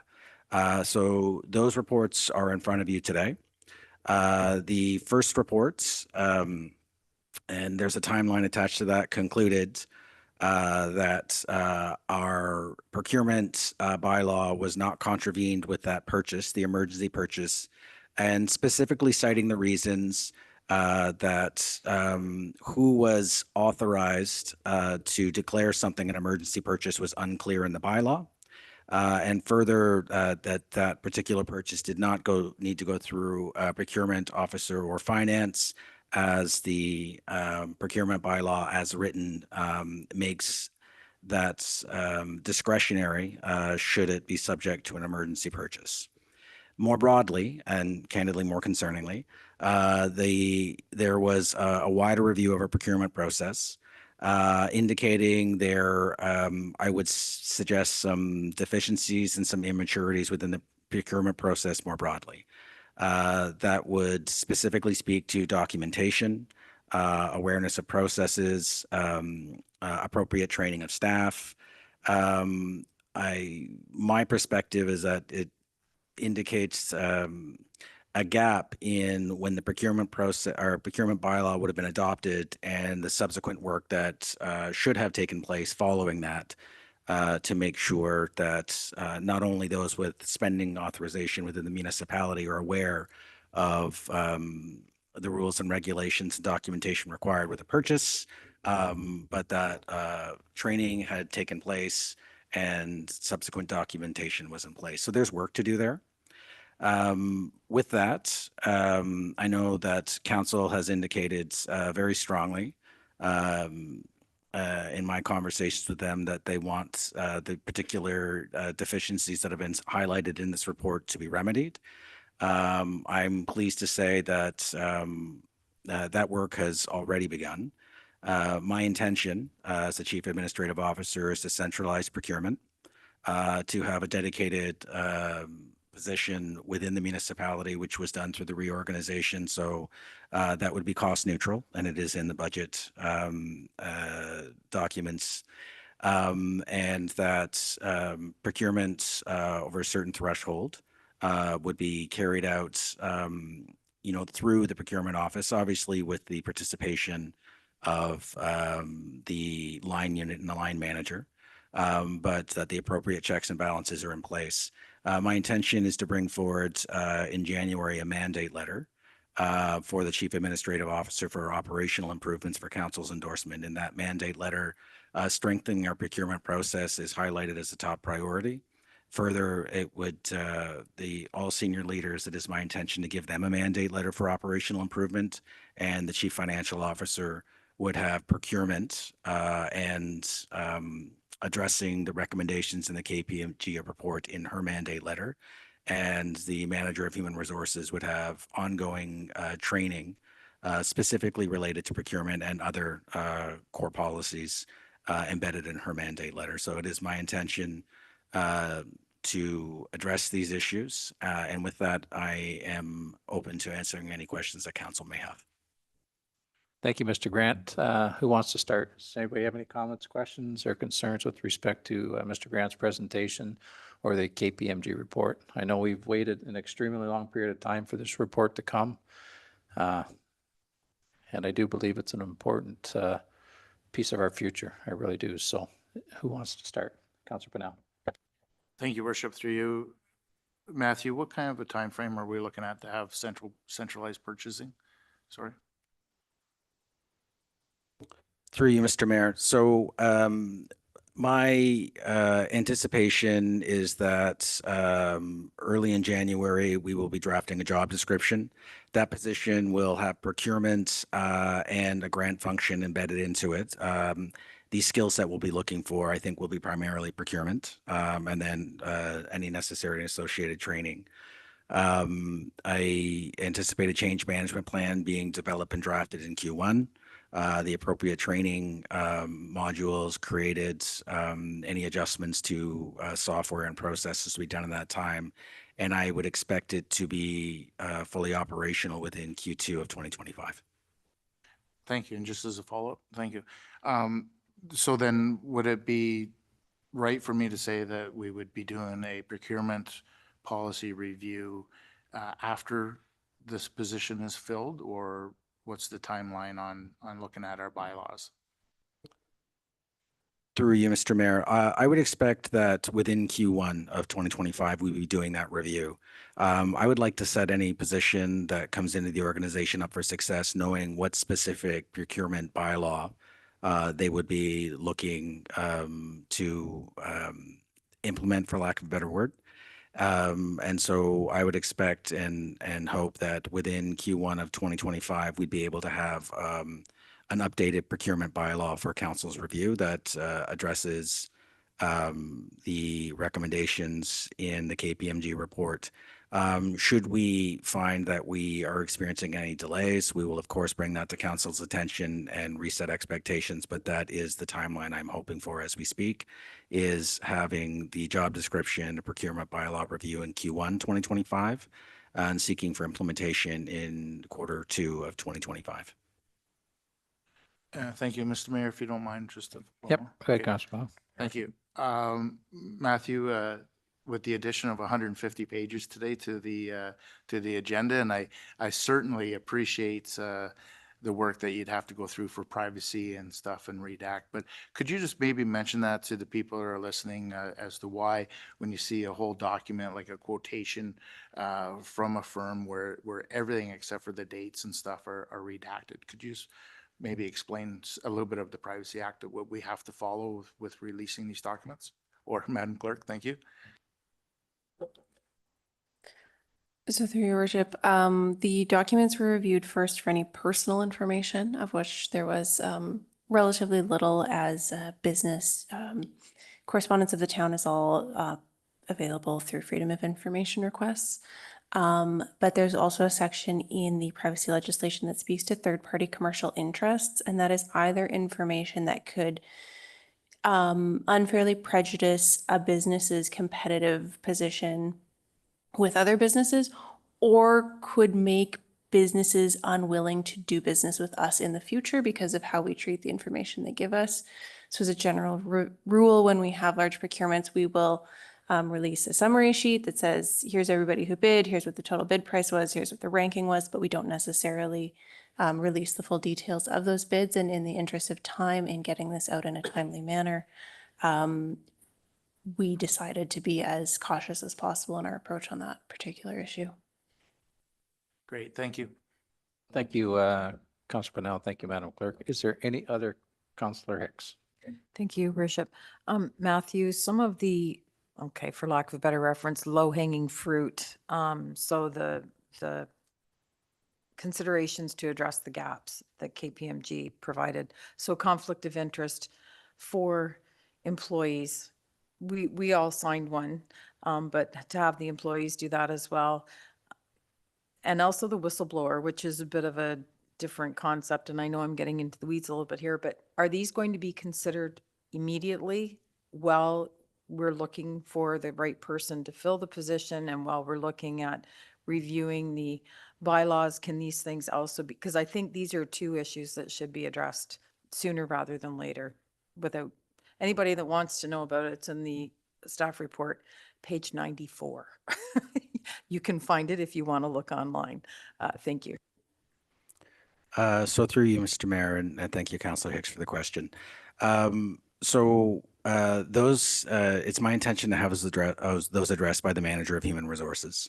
While the Chief Financial Officer is addressing procurement bylaw and drafting a job description, and of course, I'll roll up my sleeves and help where I can because I appreciate everyone's busy. In the same vein, and working as a team, the Manager of Human Resources will be looking to address conflict of interest, not only with procurement, but issues more broadly, and addressing some of the human resources related policies that are highlighted in that document. Those are also going to be in the Manager of Human Resources mandate letter. Thank you. Thank you, Councillor Hicks. Is there anything else, anything that council wants to weigh on with respect to the KPMG report or Mr. Grant's presentation? Seeing none, I think at this point, Mr. Grant, we held a press conference with respect to this, and I read out a prepared statement. Most of the things that were in my prepared statement have been documented with respect to the media, but in its totality, the statement wasn't. So I think for the record, I would like to put that statement on the council agenda this evening, if folks would just bear with me.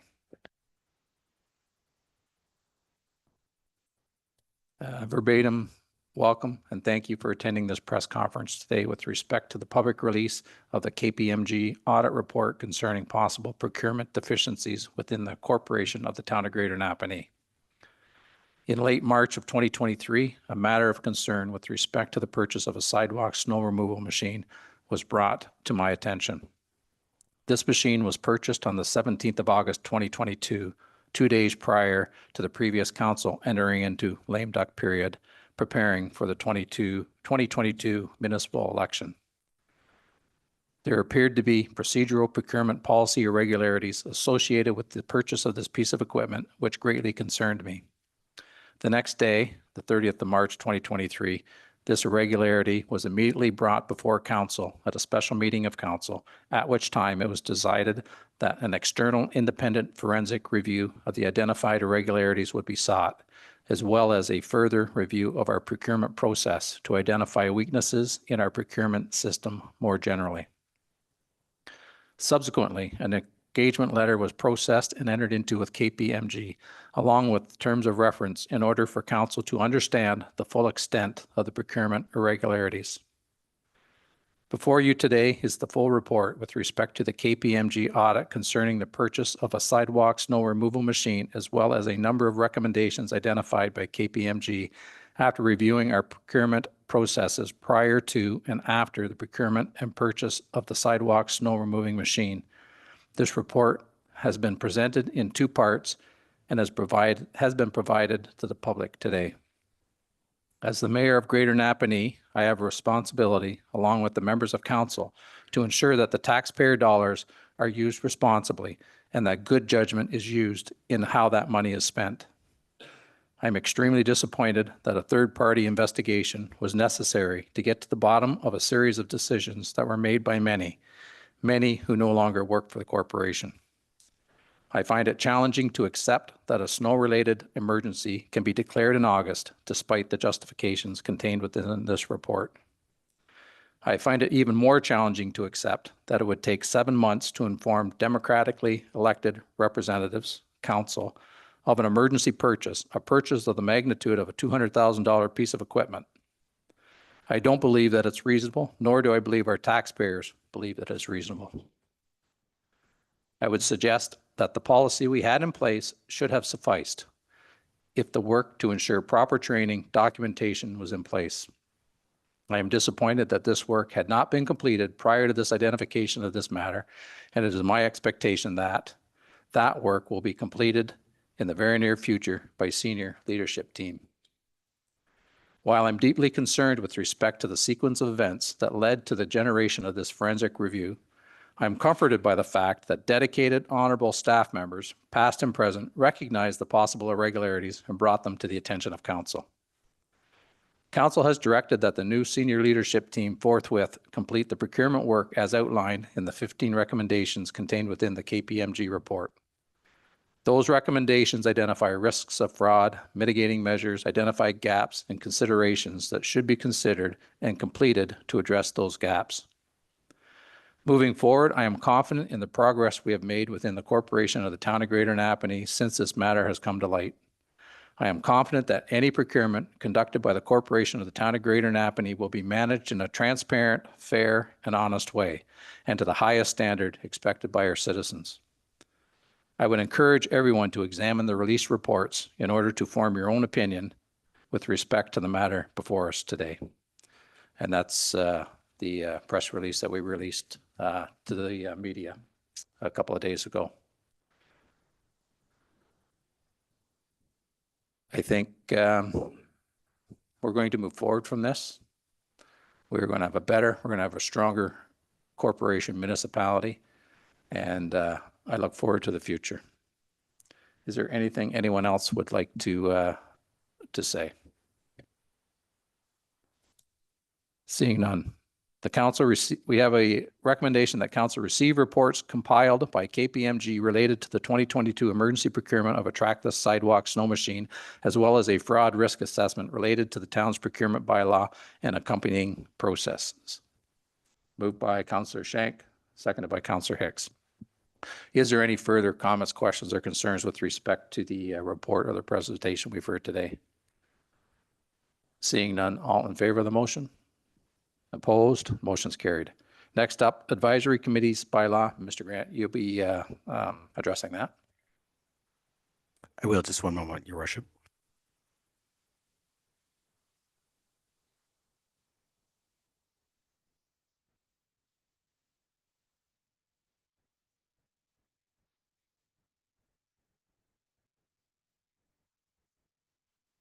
Through you, Mr. Mayor, to members of council. What you have before you today is a report that asks two things. The first section of the request for members of staff is for council to consider approval of the advisory committee bylaw and supporting educational materials. And the second would be to come forward in January with an additional report that would speak to terms of reference for individual committees and a mandate review. To differentiate the two, the advisory committee bylaw does not specifically speak to individual committees themselves. I would think of it like a rule book. So it would guide how advisory committees are struck, its membership, the roles and responsibilities on those advisory committees, and the advisory committees themselves. It would give them, I guess, the rules of engagement, if you will, about how to go about conducting a meeting and the business that council has specifically asked them to do. It specifically seeks to clarify and remedy some of the challenges that both I witnessed and that were related to me through a survey of advisory committee members, specifically around role clarity came up a lot, and understanding of the mandate or the, I guess, rules that the advisory committees are to follow. I would say that that particular bylaw should come in conjunction with dedicated training for both advisory committee members and the staff supports that would support them. It addresses, in addition to role clarity, specific elements of it would make clear the process by how recommendations from advisory committees to come forward to this table for debate, deliberation, and decision. Currently, the minutes of advisory committee meetings come forward for council on the consent agenda, and council can feel free to pull those out. My intention would be to have a fulsome omnibus report where the high levels of what the advisory committees themselves had discussed would be highlighted, and specific recommendations for council's consideration be discussed at the council table. Further, in the advisory committee bylaw, it is recommended and is best practice that members of council don't chair those committees, but instead act as the council liaison. What that would look like is very much, it would look like what Councillor Martin did here this evening, where he would bring forward some of the highlights of the discussion of the advisory committee, as well as the recommendations for council's consideration, which could result in a resolution as happened here this evening, and a decision of council and thereby direction to staff. So that would be part one that we're asking, and that I'm asking to be endorsed by council this evening. That would allow us to proceed with planning, sort of education, how best we can provide role clarity for both members of advisory committees and members of staff. And the second part of this evening, we've given, just as a starting point, terms of reference for committees as they exist today. My intention would be to bring forward recommendations which would include the terms of reference as a starting point. They may be different in the format that they arrived from for you in January, but we wanted to give council something to respond to, be able to provide us any comments, concerns, recommendations, ask questions. And also when those come forward, in addition to recommendations, which could include and would include a response to the delegation you heard here this evening for the recommendation of another committee. It would include recommendations for mandates for what the committees would specifically be asked to do on behalf of council for the coming year, and the advice that you would like to receive. So for clarity, just to reiterate, the bylaw itself would be the rule book, if you will, and the terms of reference and the mandate letter would be, I guess, the strategy that you would be asking the various committees to deploy in which to give you information and to make decisions. So with that, I'm happy to answer any questions from members of council here this evening. Thank you, Mr. Grant. Is there any questions or comments for Mr. Grant with respect to his report or his presentation? Yep, go ahead, Councillor Pennell. Thank you, Worship. Through you, Matthew, thanks for bringing this to our attention.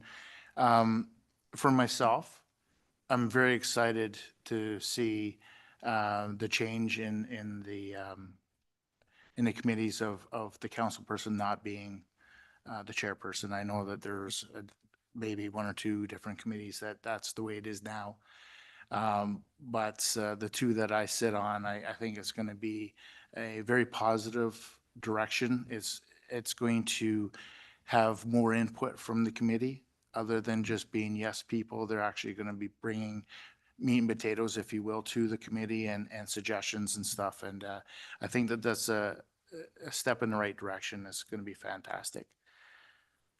One of the concerns I've brought up, and you and I've talked about this, but is the recommendation or the encouragement that committee members only serve up to a maximum of 2 terms, which is 8 years, before taking a break for 1 term.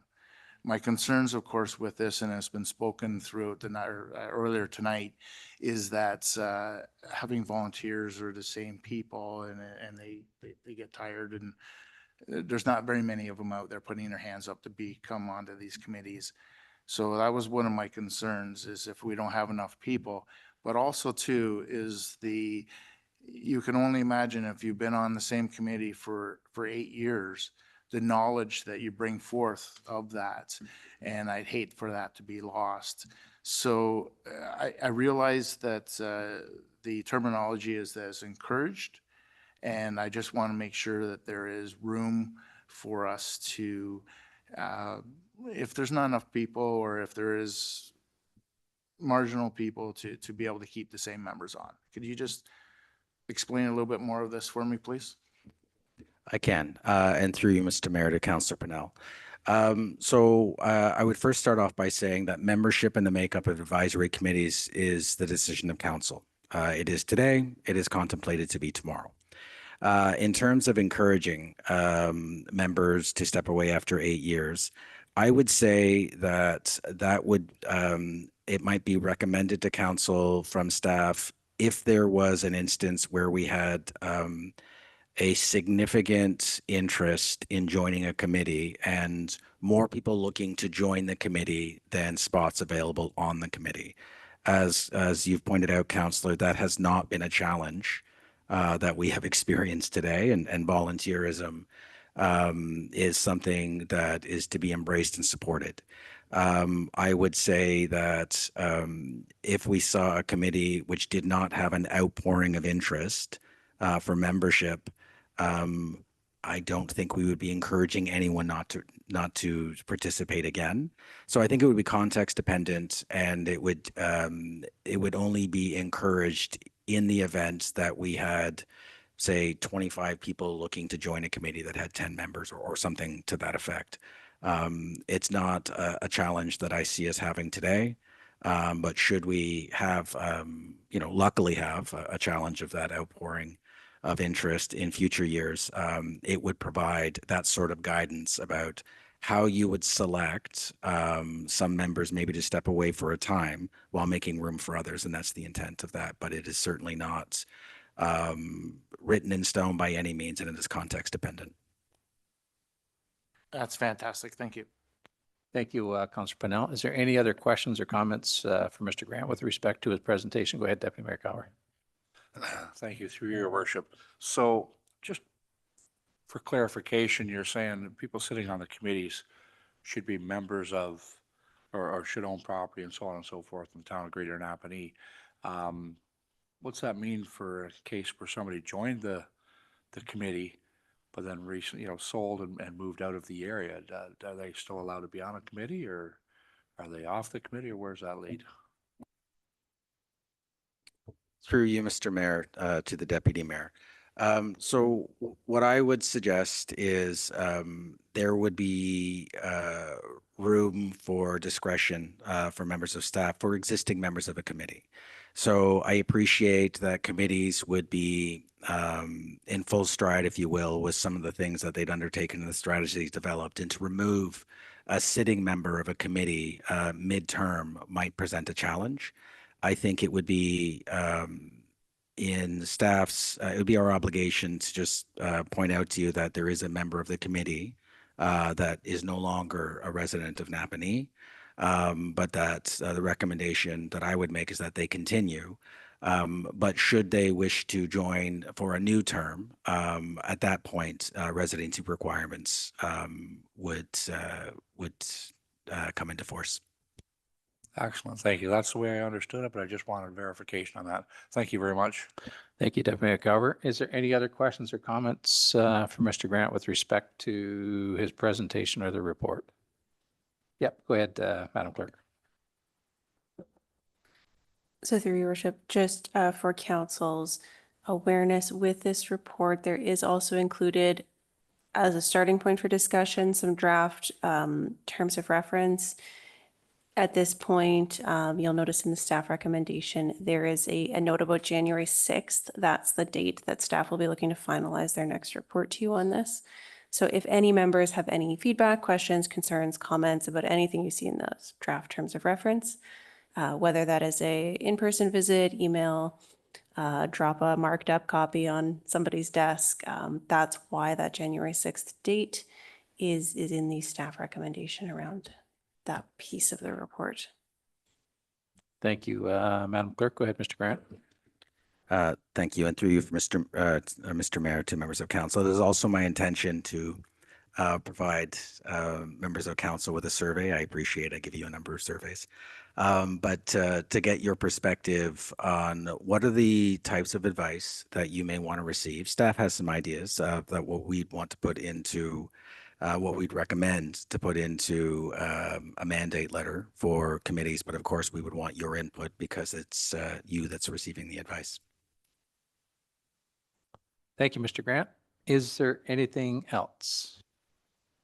Seeing none, we do have a recommendation that council receive for information the Executive Services Advisory Committee bylaw report, and further that council considers adoption of the advisory committee bylaw excluding appendices later in this meeting, and further that the council receive direct staff to present an updated report to the January 14th meeting for further review of the draft advisory committee terms of reference, which incorporates feedback received up to January 6, 2025, including feedback received during this meeting.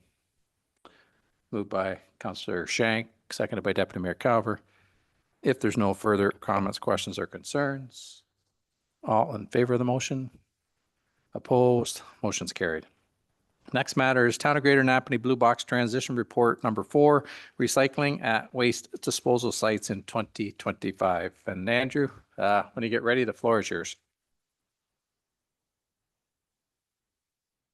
Thank you, Your Worship, and through yourself to council. Just an update on the operations at our waste disposal sites and an overall update to council. In 2025, we enter our transitional year for Blue Box transition in the province. 2026 is our full transition year. In our transitional year in 2025, Circular Materials Ontario will be taking over the Blue Box collection and processing at our waste disposal sites. As such, they are going to subsidize us for the operations of that site, the insurance we carry, the electricity, the attendants that are on site. And because we are not paying for the processing or collection, staff are recommending that council remove the $5 per bag fee that we now have on recycling, or per load fee, excuse me. Mterra Environmental has been confirmed as the contractor. They're going to be moving their bins in this month off to the side, and then we'll be placing them in place of the waste management bins in that last week of December. And I'm available for any questions council might have. Thank you, Andrew. Is there any questions or comments for Andrew with respect to his presentation or his report? Councillor Martin. Is that same company going to be doing the curbside pickup? Through yourself, Worship, to Councillor Martin, our curbside collection will remain our contract in 2025 with Waste Management. In 2026, that will transition to another company, and that hasn't been confirmed yet. Thank you, Andrew. Thank you, Mayor. Thank you, Councillor Martin. Is there any other comments or questions for Andrew with respect to this report? Seeing none, we do have a recommendation that council receive for information the Town of Greater Napanee Blue Box Transition Report number 4, recycling at the waste disposal sites in 2025 report, and further that council approve amending Schedule E of the bylaw number 06-14 as amended, tipping fees for the town's waste disposal and transfer sites to remove the $5 load fee for blue box materials at the town's waste disposal sites, and further that the amendment be passed following the mandatory public notice period as required by the public notice policy bylaw. Moved by Deputy Mayor Calver, seconded by Councillor Martin. If there's no further comments, questions, or concerns, all in favor of that motion? Opposed? Motion's carried. We've been at this for a couple hours. I think we'll take about a 10-minute break and we'll come back. So we'll see you in about 10 minutes, folks.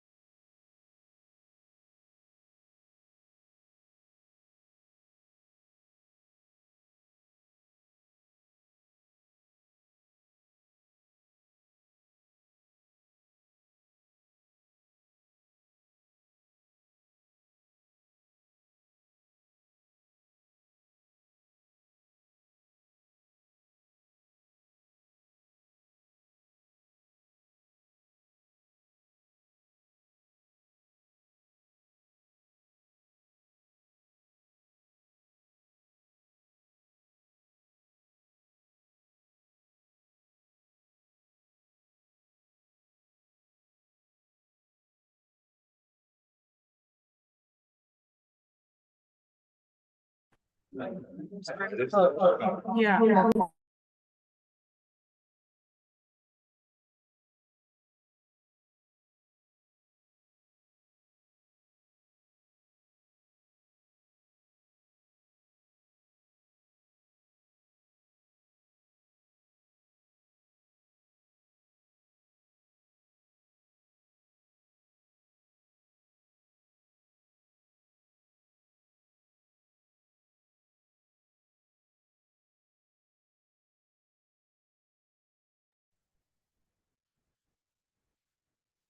Welcome back, everyone. Sorry we were a couple minutes late. We had a couple of technical glitches there, but we got everything up and running and we're ready to go now. Next on the agenda is the Town of Greater Napanee Blue Box Transition Report Communications Plan.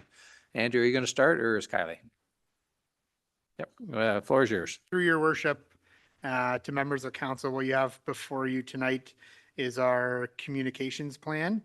And I do apologize to Kylie because at the top of this, it should say prepared and presented by Kylie and Andrew. Kylie's put a lot of hard work into this communications plan.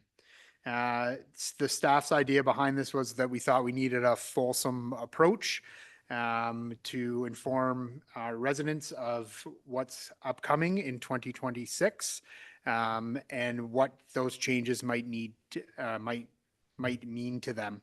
So what we've done is broken down the year into quarters, starting with some very high level. There's a change coming. The province is making a change with blue box materials. And then later in the year, we will focus on the individual user groups that we need to target. One of our big challenges in town is that we have always preached our two-stream system, which is blue box and gray box. When we speak of the blue box transition, that's all recyclable materials, not just blue box. Blue box and gray box are all recyclables. And then for those individual user groups, there shouldn't be many changes, but there might be some changes for our residential curbside program. The waste disposal site users, our main target for them is to inform them that as of January 1st, 2026, we can no longer collect those materials at those locations. And then the non-eligible sources who cannot receive curbside collection of January 1st, 2026, we will be reaching out to those individual premises and businesses and offering them some alternative solutions. And we're available for any questions. Great, thanks, Andrew. Is there any questions of Andrew or Kylie with respect to the report or the presentation? Yeah, go ahead, Councillor Pennell. Thank you, Worship. Through you, Andrew, just to review that again. So there's going to be bins in the waste disposal in our waste disposal sites to collect this for 2025, but not 2026. Through your worship, that's correct. In 2025, we will still be able to collect recyclables at our waste disposal sites. As of January 1st, 2026, we are no longer able to do that. Great, thank you.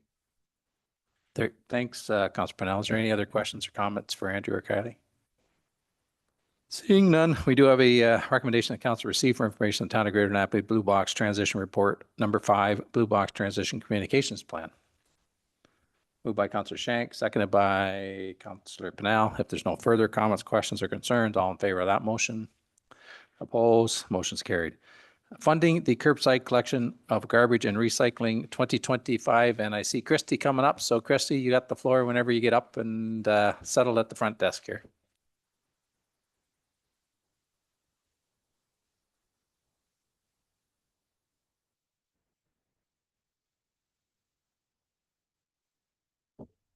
Through your worship, we're just here tonight to request to move forward with this special tax levy for the curbside collection of garbage and recycling in 2025.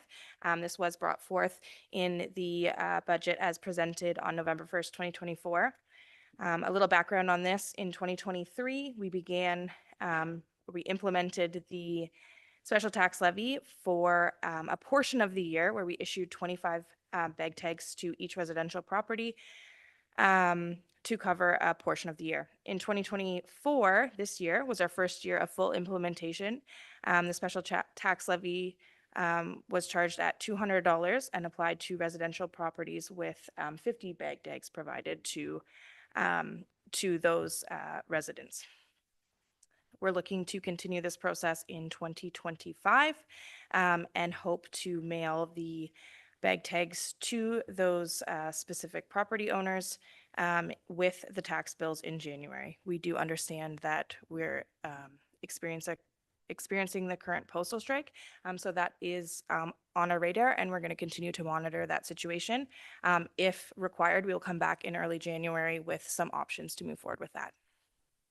We're looking to continue with the special tax levy in 2026 to align with the term of council, and I am available for any questions.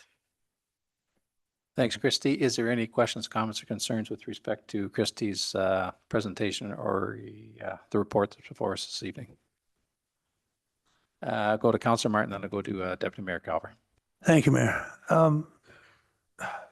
Christy, there's no change as far as who this levy is going to be charged to. Like, we're still only charging single family residential. We're not charging duplex, triplex, fourplex, fiveplex, except for one unit of the charge. Not so 4 out of 5 people have a choice. They can buy their own bag tag.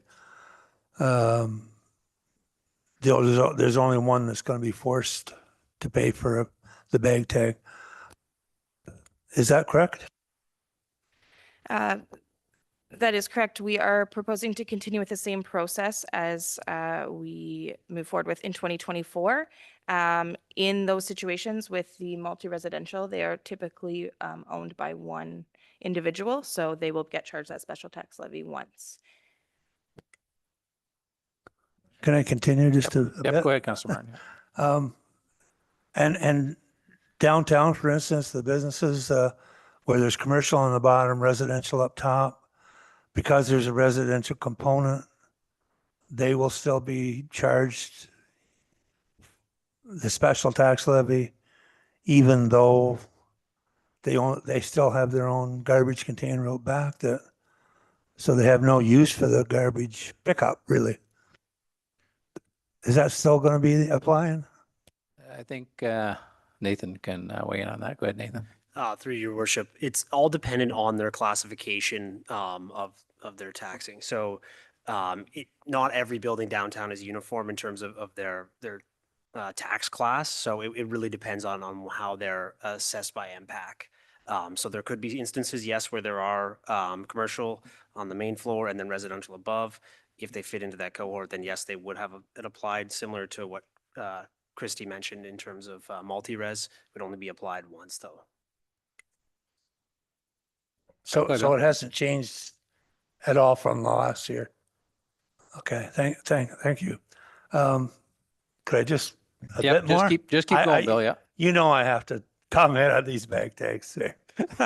No, yeah, you just keep going. Go ahead. And no offense to Christy or to Andrew or anyone, Nathan either. The other concern I have as well, I have 2 more concerns.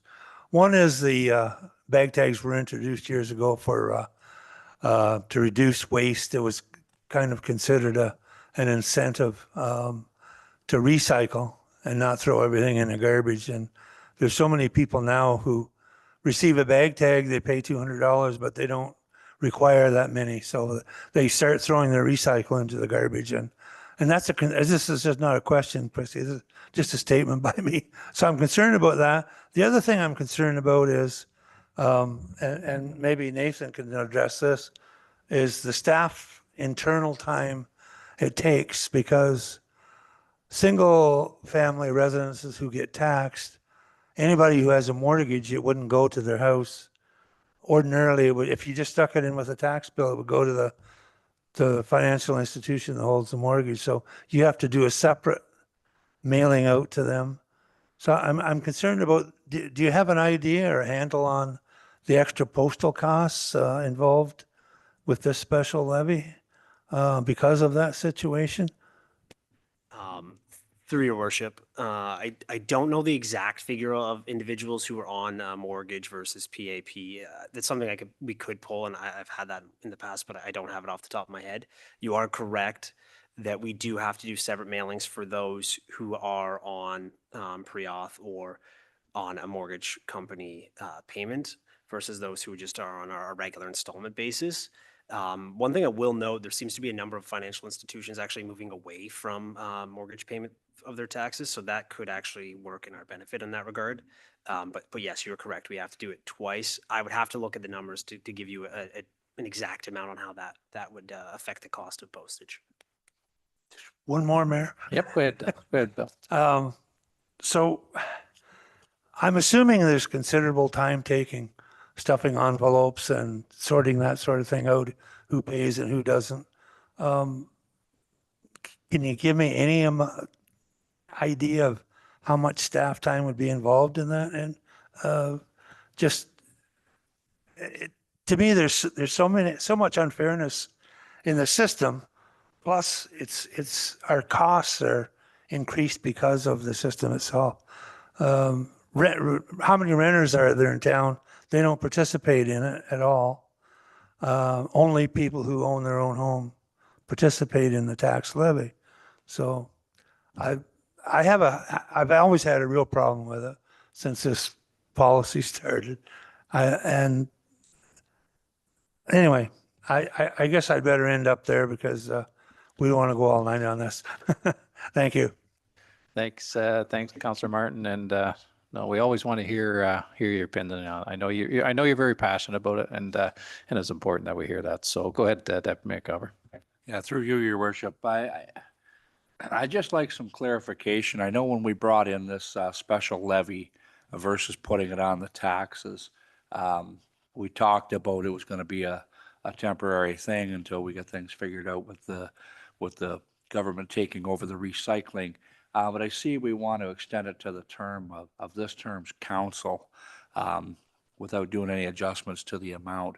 I just wanted to give me a little more clarification as to why that is, because we were all thinking that, this was going to start maybe 2025, 2026, things were going to start dropping back on this levy. That's why we did a levy versus a tax increase. And I see now we're wanting to continue it right on through the term of this council. I'm sure there's a reason for that, and I'm just asking for the folks out there that are questioning me, like, when are we going to see our tax levy go down? Thank you. Thanks, Deputy Mayor Cover. Christy, did you want to answer that? Go ahead. Sure, through your worship. Sorry, I should have clarified. So we are looking to continue the process to the end of 2026 when we have a better idea of how things look after the first year of transition for the Blue Box transition. Within the report, we're just specifying the price for this year. That will be evaluated at budget time for next year for 2026. Okay, thank you. So there is a possibility, maybe depending on how this works out, to see a little cut on that levy or whatever. That's all I want to make sure. I just want to make sure there was an opportunity out there for that. Thank you. Great, thanks, Deputy Mayor Cover. Councillor Norrie. Through you, Your Worship, thank you. I didn't hear an answer to the one question I believe Councillor Martin was asking. Every time staff does something what is out of their normal job, we hear how much it costs the taxpayer. What does it cost the taxpayer to fill these envelopes and how many hours? So we can see if we're getting bang for our buck. Or do we use students as volunteers? So through your worship, I'm unprepared. I don't have that information. We were tracking it the last couple of years, the last two events. I just don't have it in front of me. I will say, and Nathan will probably support this, but we have streamlined the process. I believe within a couple days, and not full time, a couple days here and there, we've worked together as a team internally at 99 Advance and got it done fairly quickly. Thanks, Councillor Norrie. Go ahead, Councillor Martin. Can I just add, Mayor, thank you, because of what Councillor Norrie just said. I hope there's not student stuffing envelopes, because there's private information and taxation and whether they have a mortgage or not. So I'm hoping it's senior staff who's doing this. Go ahead, Nathan. I think you want to weigh in there. Go ahead. Yeah, through your worship, just to give some insight on our tax stuffing process. We do have a stuffer that works intermittently at times during tax season, so we do end up actually hand stuffing a lot of our tax bills, unfortunately, just depending on how it's operating at the time. So that's a process that already does take place, just depending on how finicky it is at the time. Our tax clerk also spends considerable amount of time sorting all of our tax bills as they come out. She prints them in roll cycle, so I'm not sure if everyone's familiar with how our roll operates, but it goes from 010 to 190. She goes through each roll section. She's sorting through each one, looking for duplicate owners, trying to reduce the amount that we are paying extra postage, trying to double up any bills we can. Like, there's a lot that goes into that process. And some of that actually ties into what we have to do for bag tags. So yes, there is some duplication, but there is also some efficiency in that regard. And our tax clerk, we're very fortunate to have somebody who's been here for 25 years at this point, has gotten very efficient with that process. And it does kind of go hand in hand with this. Yes, there is an added step. But as Christy pointed out, last year was the first year we did the 50 tags. We did the 25 the previous year. And it happened to align last year. We had some downtime given some circumstances with our staff, but the same individuals who are generally splitting these tags, stuffing these tags, are also the individuals who used to be selling these tags. And I think that's something that gets missed in this too. We used to sell a considerable amount more tags at the office, and that was another portion that played into this. At one point in time, like we were seeing a high volume of these tags sold, and that was taking up considerable staff time as well. So it's more centralized now to 2-3 days of the year versus every day. And we see it now at the end of the year when people run out of tags. The uptick in the sale of bag tags in the back month or two of the year when they start to run out is quite significant. And I think that's something that also has to be weighed when we're talking about the staff time. I couldn't put a value on that on top of my head, but I do think that's something that played into this original decision as well. Thanks. Thanks, Nathan. Councillor Martin, is that good or is there something No, else? that's a suitable answer for me. Thank you. Great. Appreciate it. Thank you. Councillor Hicks. Thank you through you, your worship. So Christy, regardless of what goes on in 2025 with recycling, there is still going to be a waste management truck driving up and down every road in Greater Napanee, picking up garbage from every residential unit. So out of the $1.4 million it's costing the municipality for waste in 2025, a large portion of that is solid waste, and you still need a bag tag. So I'm as interested in anyone else as to see what the reduction is, but basically the only reduction is going to be the cost of the recycling truck. That's it. So we're probably still looking at half of that amount for the pickup, because that's the major portion, is it not? Is the pickup?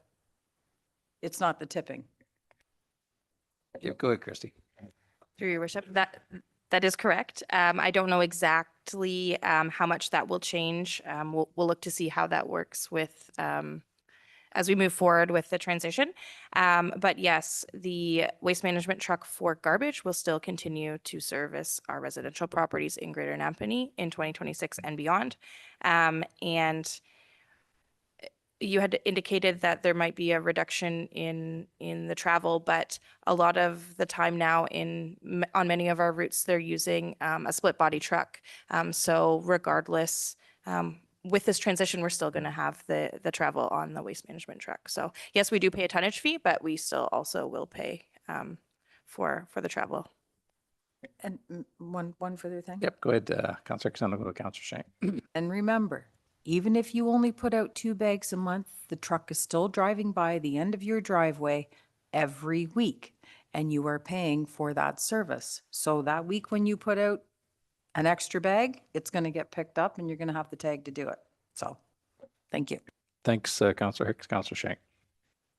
So Christy, just so I understand, in 2025, there's nothing going to be changed. You're still going to have waste managers going to be picking up recycling, and you still have it. In 2026, they'll be still picking up waste management, will still be picking up the wet garbage, but recycling will be picked up by a different firm, correct? That is correct. We don't know a lot of the details of what that's going to look like, but yes, we will no longer be responsible for the curbside collection of recyclable material. So therefore, we're paying for both items now in our rural area. One is a wet garbage, and the other one is a recycling. So in 2026, if it stays the way it's supposed to stay, and we don't have the waste management going ahead, is there going to be that portion reduced in the contract? And waste management's contract that we currently have, which is right, Angela, yeah. Through your worship, again, we're not sure what that's going to look like for 2026. There's a possibility, and it's very likely, as per our contract, that will be reduced. We don't know how much. We're going to continue to work with them, and Andrew is kind of taking the lead on the Blue Box transition, and I'm certain he'll be back with lots of updates as we know more as to how that transition will look in 2026 and beyond. Yeah, go ahead, Andrew. Through your worship, just to add, we've been in some very preliminary talks with Waste Management about amendments, and basically at this point, they have many municipalities in the same boat, so they're talking to their legal about what those amendments will look like, and then they'll send them to the town, and I've spoken to the clerk about those upcoming amendments we might see next year. Yep, go ahead, Mike. So Andrew, the only way I'm looking at it, I'm just looking at it as business, you know what I mean? Sure, you had a contract, but the province is instituting this recycling, all right? What they're taking over. So they're the ones instituting the change in the contract. And right now we're paying in our contract so much for recycling, so much for wet garbage, so much for delivery, tippage, and all the other stuff. So when the province goes ahead and says, you will not be doing this anymore, all right? They will be doing it because it's a service delivery that they're going to be looking after. The producers are going to be funding this.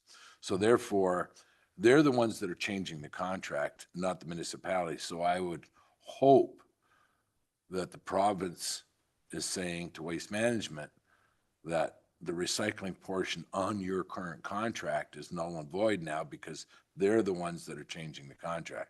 You know what I mean? I don't want somebody else to change the contract and we still be on the hook for recycling and everything else, or a portion of it, or what they feel is fair, you know? So that's the way I'm looking at it. Thanks, Councillor Shank. Go ahead, Andrew. Through your worship to Councillor Shank, yes, there is language in our contract about regulatory changes that could affect that service, given the length of the contract we did sign with Waste Management. Thanks, Councillor Shank. Thanks, Andrew. Is there anything else? And I know that we apologize, Andrew and Christy, because I don't think the folks that are in charge of this know exactly what's going to happen. So it's kind of unfair for us to ask you what's going to happen. So is there anything else with respect to the report or the presentation? Seeing none, we do have a recommendation that council receive for information the funding of the curbside collection, garbage and recycling in 2025 report, and further that council direct the bag tags continue to be funded through a special tax levy and mailed out with tax bills in January for the remainder of the council's term. Councillor Martin. Can I ask for a recorded vote on this, please? Absolutely. Madam Clerk, we're going to put you to work tonight. So first of all, we'll get a mover and a seconder. Moved by Deputy Mayor Calver, seconded by Councillor Shank. So we do have a motion on the floor, Madam Clerk, and I'll turn it over. First, I'll ask, is there any other conversations with respect to this? Seeing none, Madam Clerk, I'll now hand it over to you. Ward Yes. 1, Councillor Shank. Yes. Ward 2, Councillor Hicks. Yes. Ward 3, Councillor Pennell. Yes. Ward 4, Councillor Norrie. Yes. Ward 5, Councillor Martin. No. Deputy Mayor Calver. Yes. Mayor Richardson. Yes. Motion is carried. Thank you. Thank you, Madam Clerk, and thank you, Council. Moving on to the next matter is Best and Bash Arena Customer Service Desk Hours of Operation. And Mr. Brown, whenever you get settled, the floor will be yours.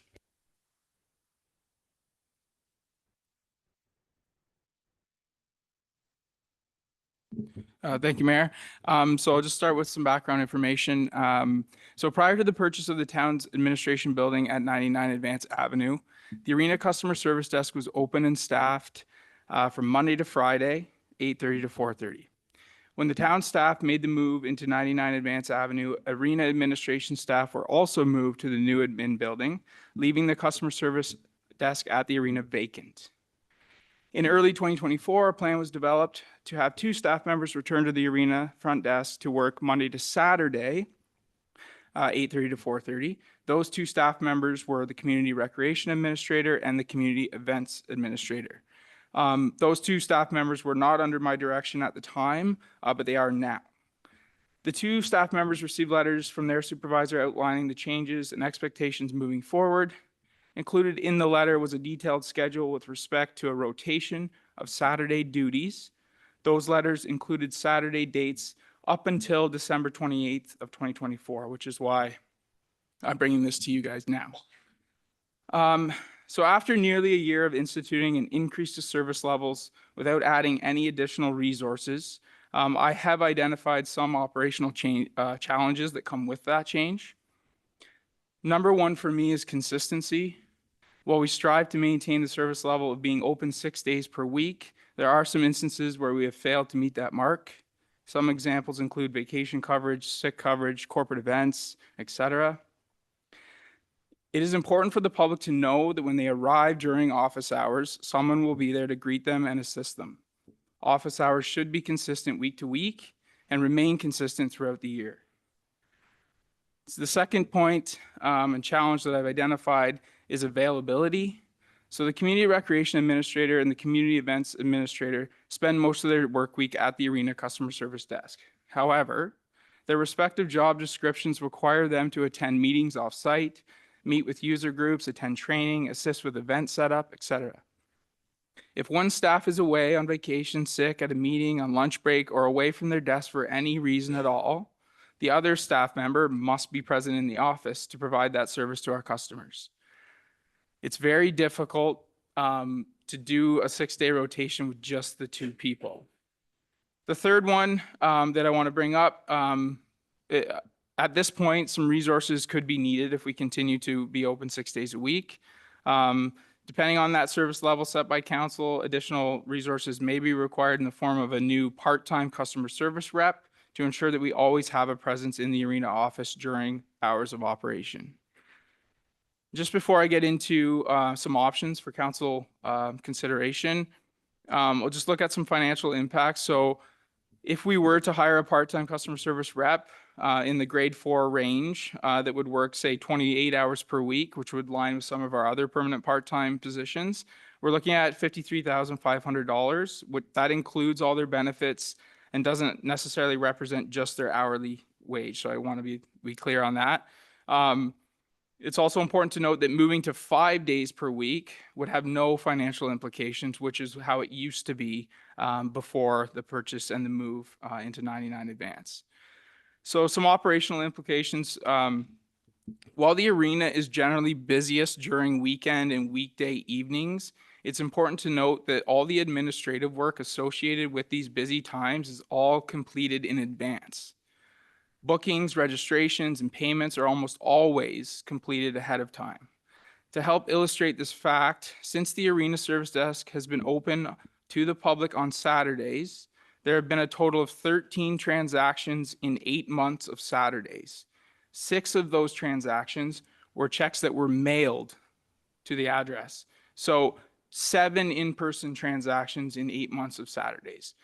So, for the community implications, all admin services related to Parks, Recreation, and Culture are available by phone, email, and online for those who physically cannot get to the arena during regular scheduled office hours. Facility calendars can be viewed online 24/7, and bookings can actually be requested for approval through our booking software. Payments can be made online if you create your own account through our booking software. We can also take payments over the phone via credit card if you can't get to the office during office hours. We also receive checks by mail, like I just mentioned. One thing I'll mention, we don't accept e-transfer, which often gets asked, but we don't accept e-transfer. Just next steps and timelines, and I know we have more to discuss, but approved service level and hours of operation at the Best in Bash Arena customer service desk. I would try to implement that immediately upon council approval. So I put three options in front of council, but I'm certainly open to all options. The service that we want to provide at the arena in terms of customer service in the front service desk is council's privilege. So option A would be Monday to Saturday, 8:30 to 4:30, exactly what we are doing now. Because of some of the challenges that I've identified, I would like to hire one additional part-time staff to work 28 hours a week to complement the two staff that are already there, so I can ensure that if that's when we're going to say that the arena office is open, there will always be someone there. Option B would be going back to what we used to do, Monday to Friday, 8:30 to 4:30. That would require no additional resources. So I can manage the two employees there to make sure that someone is always there. If it's just Monday to Friday, them both working the same schedule, Monday to Friday. Another option that could be considered is Monday to Sunday, 7 days a week. The arena is open 7 days a week, 16 hours, 17 hours a day sometimes. So the argument could be made that if we're going to be open on Saturday, shouldn't we be open on Sunday? So if that were the case and working all 7 days, I would like to hire 2 additional part-time staff. One other one that I wanted to say tonight for alternative options would be instead of talking about the days, we could also talk about reducing or expanding the daily hours. For example, expanding daily hours on certain days beyond 4:30. So that's another one that we can discuss as well. And just lastly, I'll note that the customer service desk at the arena would be closed on public holidays to mirror what we do at 99 Advance. 99 Advance customer service desk is open Monday to Friday, 9 to 4. And they're closed on public holidays. So we would mirror that at the arena as well. So I would like to have some discussion and have council set basically the hours of operation at the customer service desk at the arena for me to be able to implement that and manage those staff members working there. Thanks, Chris. Is there any comments, questions, or concerns with respect to the report or the presentation? Go ahead, Deputy Mayor Cover. Chris, excellent report, very clear. I personally, I would think that we should take a look at option B. That's what we were doing prior to the purchase of 99 Advance. It's a Monday to Friday job. No additional resources required. That makes total sense to me to go with option B. Thank you, Deputy Mayor Culver. Is there any other conversations? Go ahead, Councilor Nori. Thank you. Yesterday, I just happened to be up there on another matter and spoke to staff, and to be blunt, I don't think they see a need for Saturdays. Just you gave us the quote, so I think Monday to Friday is fine. If they have a special thing, I think they would even switch a shift to work the Saturday if there was something special going on. Just, I'm not holding them to that, but just in the discussion I had, so I would say B. Thanks, Councilor Nori. Is there any other questions or counts? Nope, good. Go ahead, Councilor Shank. So my question is that, first of all, we're paying a part-time staff $53,000 a year. Now they're not contributing any homers, correct? And part-time staff? Through your worship, that's correct. But you still have to pay CPP, EI. Yeah. So we technically, I think we usually gross up 25% or so for part-time employees. I just trying to figure out exactly how much just a service delivery individual will be making. Now you had said here about the job description, retired, attend meetings, off-site, meter user groups, attend training, assist events and everything else, and vacation, sick day, add a meeting and lunch breaks and everything else. So they can do it Monday to Friday with 2 people, but as soon as they come Saturday is involved, then all of a sudden they can't do it. So during peak times, during the winter months when things are busy, of course you need the staff, all right?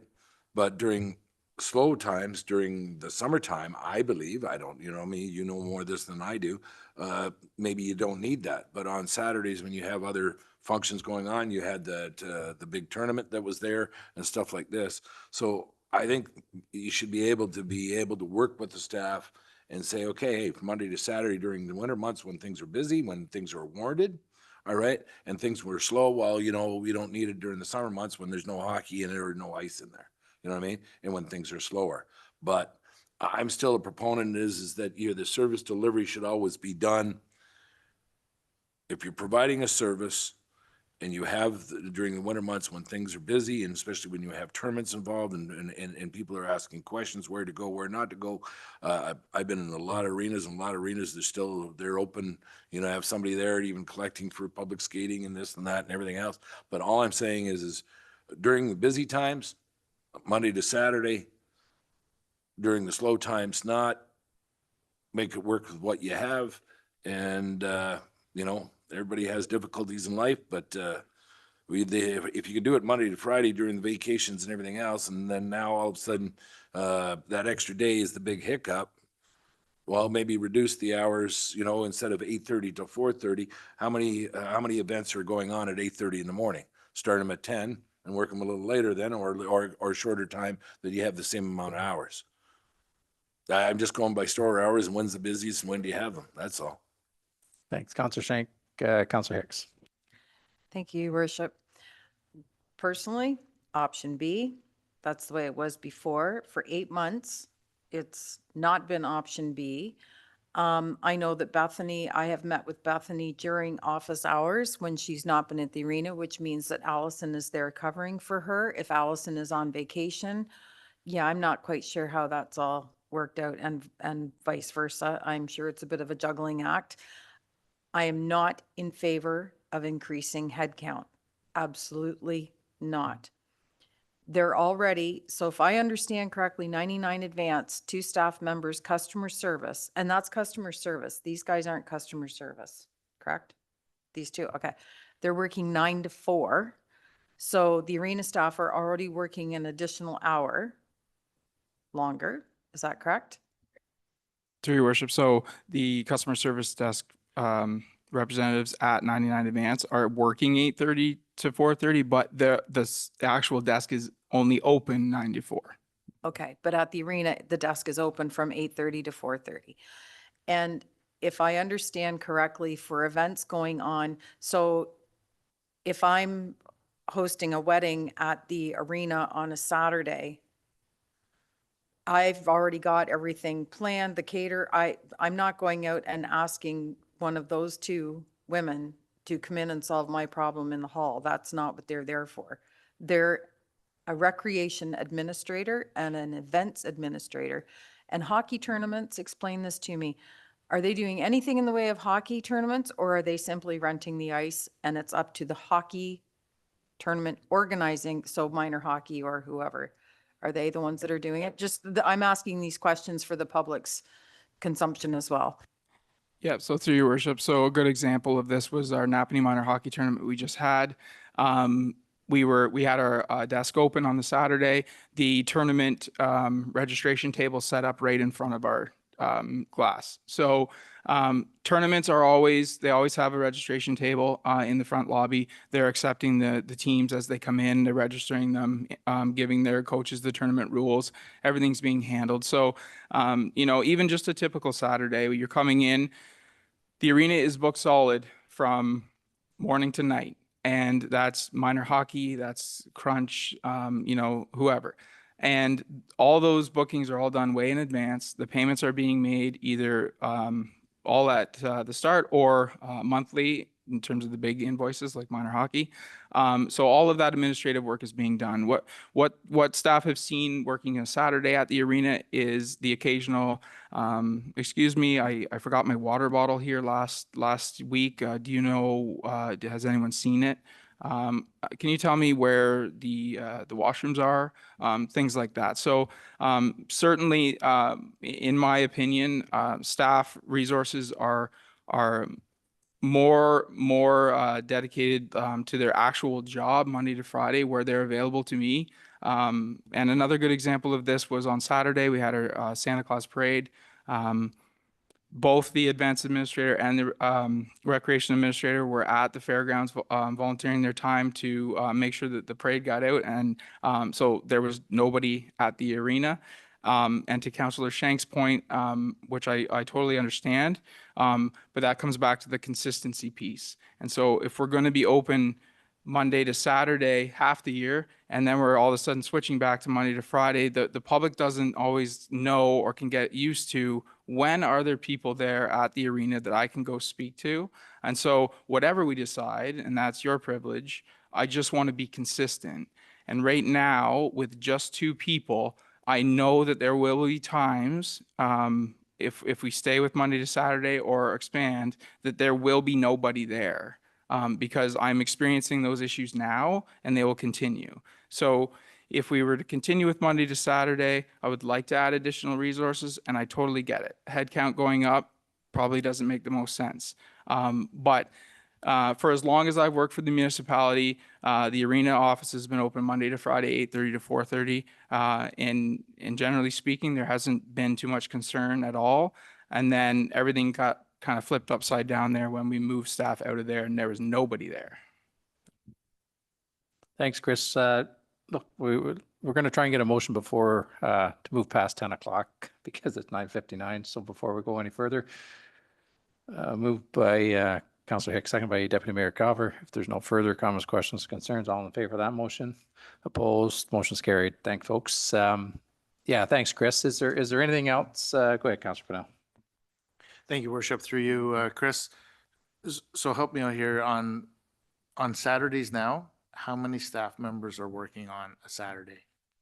So through your worship, excuse me, through your worship, 1 person. So one of those staff members at the arena is working Tuesday to Saturday, and the other one is working Monday to Friday, and then they would alternate. So they're basically getting a weekend because they'll work the Tuesday to Saturday leading up, and then they'll have the Sunday off, and then they'll be right back in Monday because they have to work Monday to Friday the following week. So they're getting 1 weekend with 1 day off, and then the following weekend they have 3 off.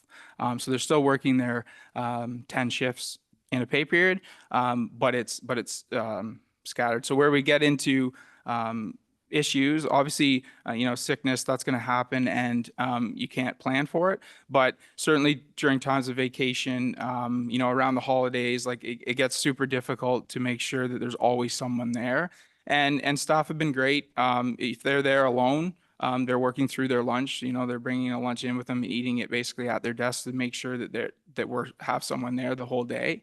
So staff have been great, but I have identified some challenges, and I'm bringing it to you because we do have to. I do have to give them, new direction if we are going to continue this on the rotation and how we're going to make it all work.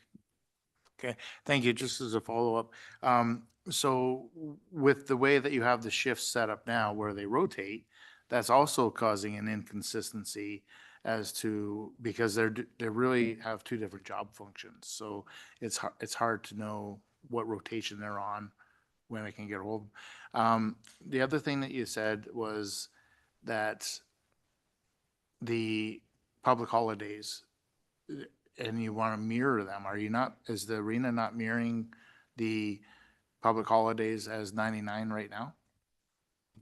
No, through your worship. So the arena is basically only closed from noon on both eves, Christmas Eve and New Year's Eve, and they're closed on Christmas Day. And we're basically open for arena function every other day of the year.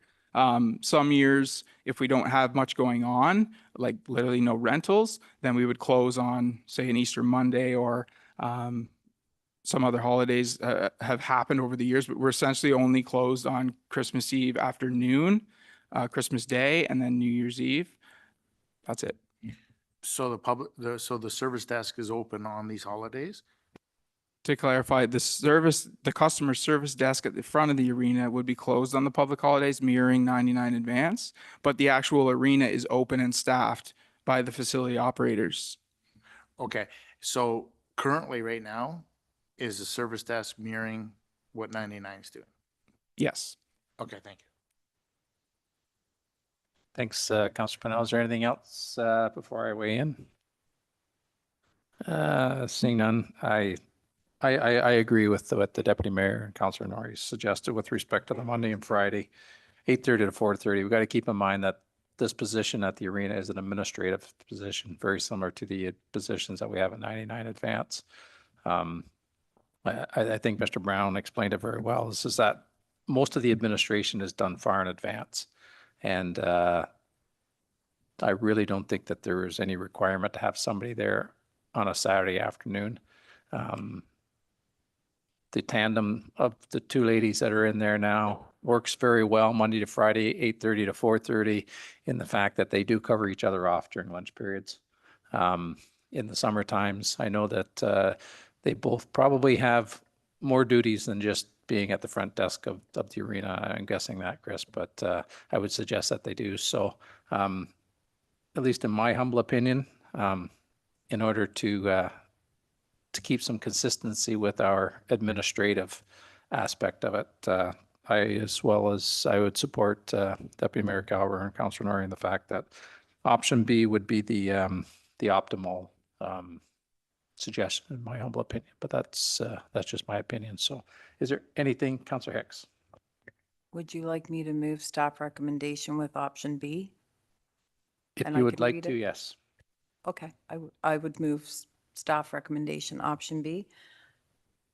Do I need to read it out? I don't believe so, but I can read it out if you wish, or you can do it. Doesn't matter.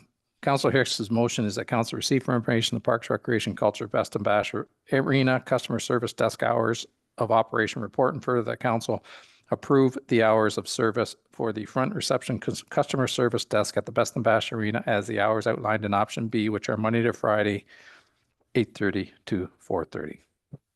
Do we have a second here? Seconded by Councillor Norrie.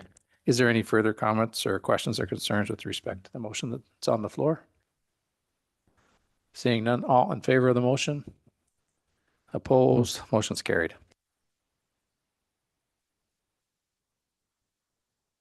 Financial and IT services phone system adjustment. And Nathan, you're going to speak to that. So whenever you're ready, the floor will be yours.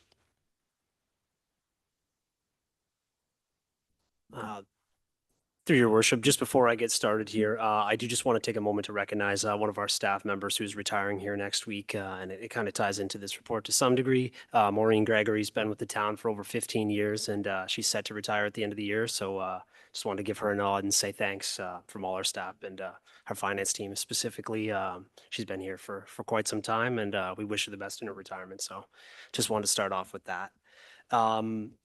This report is probably long overdue from a council perspective, and we're happy to bring this forward. Staff have been aware that the phone system hasn't been ideal for quite some time, but it was about fine tuning and figuring out what the best option for it was. I'm not going to go through all of the details, but I'll kind of hit on some of the main points.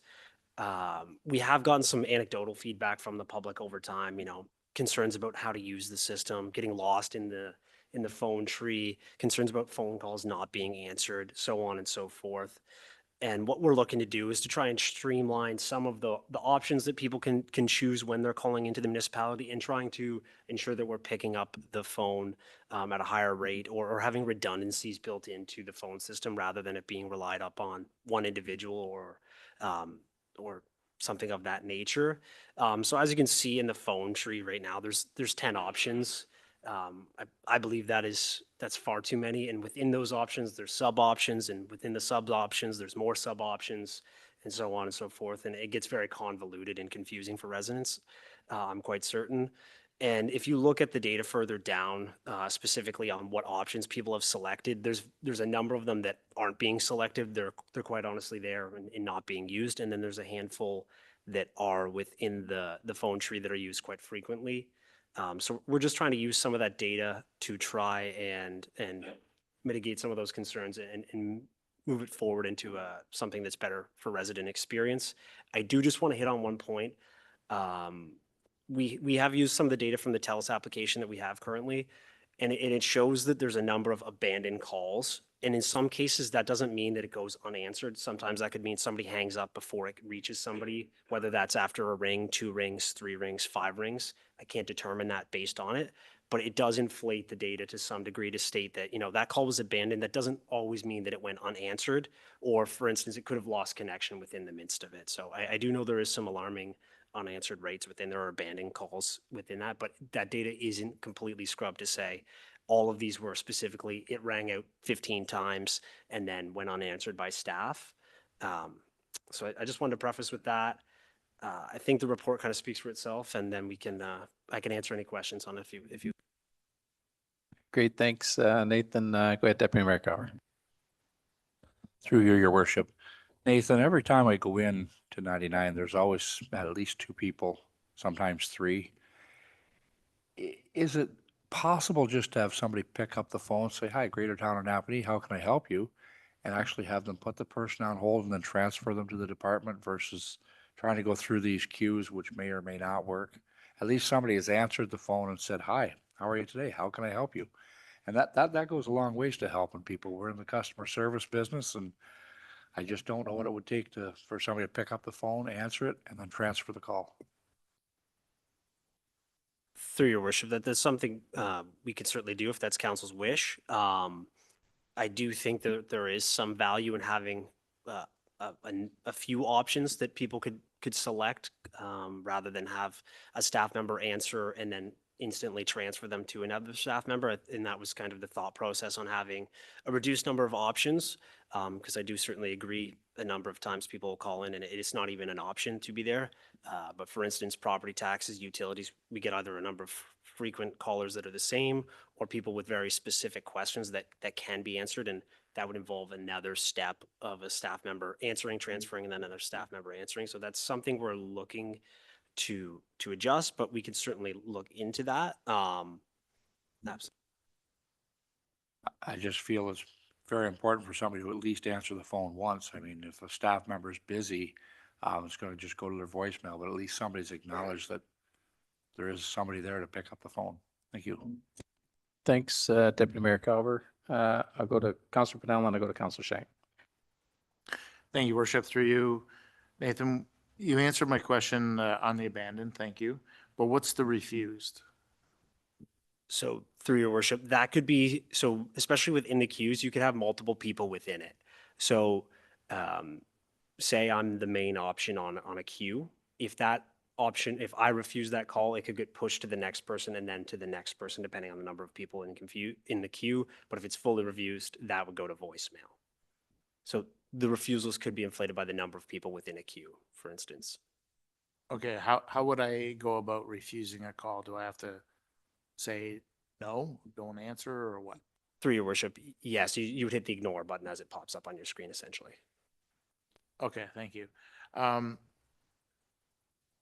The other thing is I think it's just very important that we always have an exit strategy here so that no matter what the tree is going to look like at the end of the day, as long as it's clearly spelled out how to get out of this thing and to talk to somebody, you know, press 0 or whatever the case may be, I think that's very important.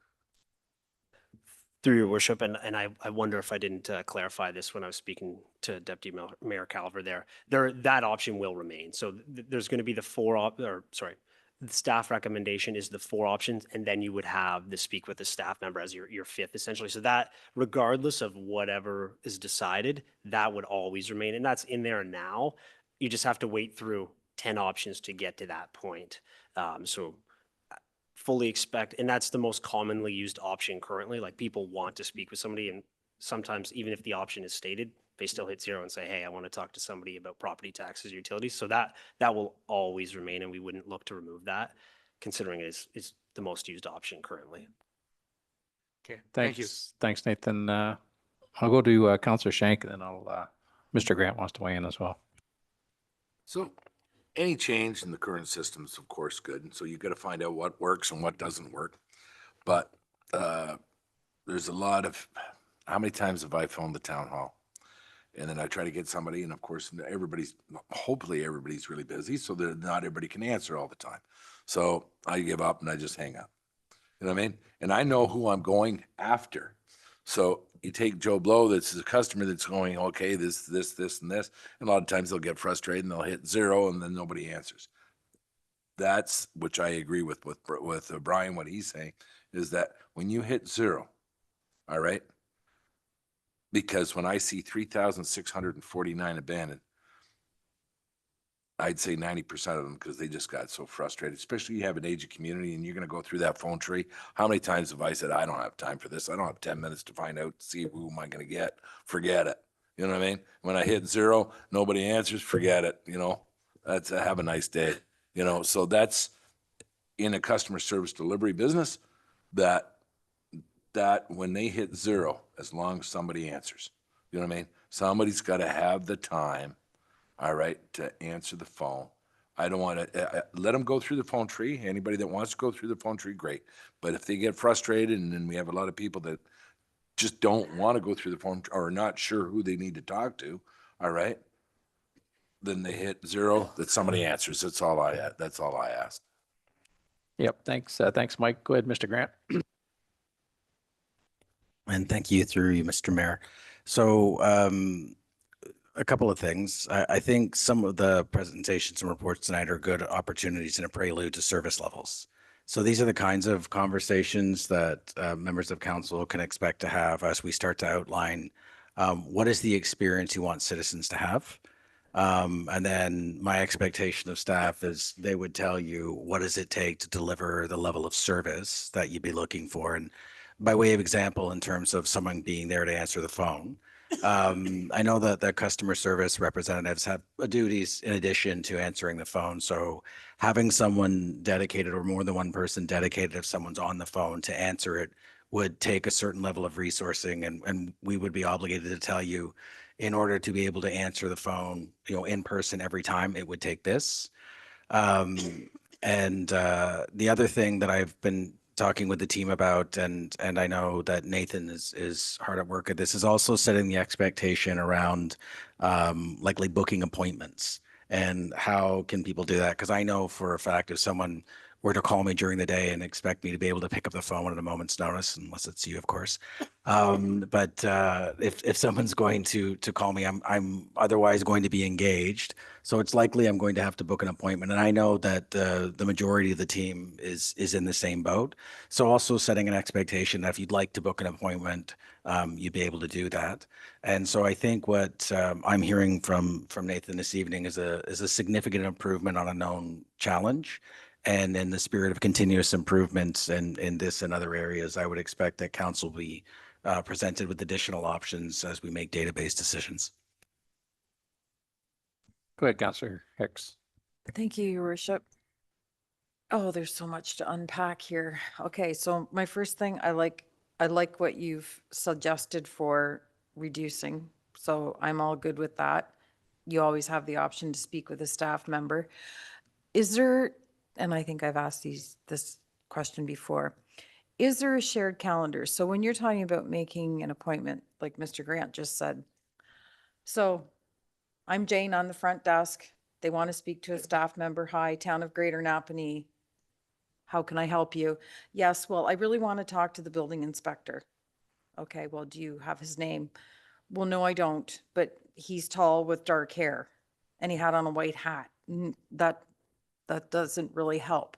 So would you like to make an appointment with someone in the building department? Well, yes, I would.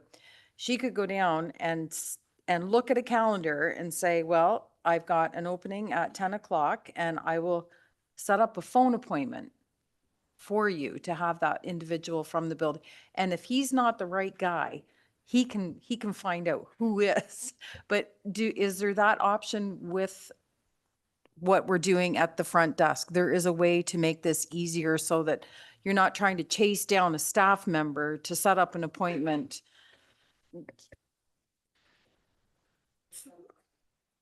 Through your worship, at this point in time, we don't have anything of that set up, unfortunately.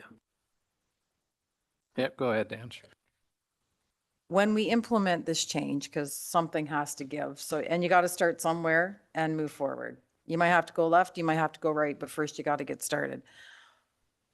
The communication plan to the community at large about the change that's being made, and please, please, please use our E11, because using E11 only makes everything better, because then we can see where the problems are. Like, is there going to be a full-blown communication plan put out there on multiple sites? I'll share it. You put it out there, I'll share it every time I see it, no problem. But it's going to have to be really, I think, thorough. Through your worship, I may defer to the CEO on this. Yep, go ahead, Mr. Grant. Through you, Mr. Mayor. Yes. Go ahead, Michael. Thank you, Worship, and through you to Councillor Hicks. So just on the building inspector example there, the two individuals that have recently started at the front desk now have access to our building inspection platform, I'll call it. And they'll be able to, as long as they get an address, they'll be able to drill in to figure out who the inspector is to better streamline how to direct those calls. Thank you. That's excellent. Thank you. Great. Thanks, Councillor Hicks. Go ahead, Nathan. Through your worship, I would just like to highlight one other point in this report too, and it's the thought around voicemails too, because it's very difficult for staff at times. And I understand there's an expectation to answer the phone, and I do feel most of the staff that we work with do a fantastic job of trying to answer the phone, and some people get dragged into meetings more than others, and that's another expectation of the job. It's extremely difficult for staff when individuals do call and they start to try and hit anybody speaking or anybody who will pick up the phone, and then they end up getting bounced around from individual to individual until they get the same person that if they had left a voicemail with, they would have had originally. Our staff are very good at getting back to people. If you leave your name, your number, and what you're inquiring about, you're likely to actually probably get a more detailed and correct response in a quicker time frame than if you send it to whoever you can get speaking to. I understand there are circumstances where it may not be who you need to talk to, but we also do get individuals who will call and say, I know I need to talk to somebody about property taxes or bag tags or the building department, and I can't get somebody live at the moment. And in their mind, yes, it could be urgent, and if it is urgent, we absolutely will address that as it comes. But sometimes it's simply a question that could be answered in 15 minutes. And if they just left a voicemail, that individual would likely get back to them in that time frame, or a very reasonable time frame. Our customer service policy does set out 2 business days for a return on a phone call. I would say it's very rare unless it's a complex matter. And even at that point, we would have staff reach out and say, hey, we will follow up on this in more detail. We're just giving you a courtesy call, but that's the standard we have set. I do believe we greatly exceed that most of the time, but I just think that's a struggle we find where people will call multiple people, but they either don't leave a message or say, nobody called me back. And we do get a number of spam calls that come in, especially through our main line, that if they don't leave a message, the area code could be Florida, for we all know, and it makes it difficult for staff to gauge what's actually relevant or not. Go ahead, Councillor Hicks. Thank you, Your Worship. And I probably should know this, but I don't because I see you all on a regular basis. Are there generic email addresses? So is there like tax clerk, building department? So there is, and so that all gets addressed and that's on the website. I figured that there probably was, because for me, I always like to send an email because I can ask all my questions and they have all the information and can then respond accordingly, but that's just my preference. Thank you. Thanks, Ange. Go ahead, Councillor Mark. Thank you, Mayor. Nathan, there's 2 people at the desk at 99.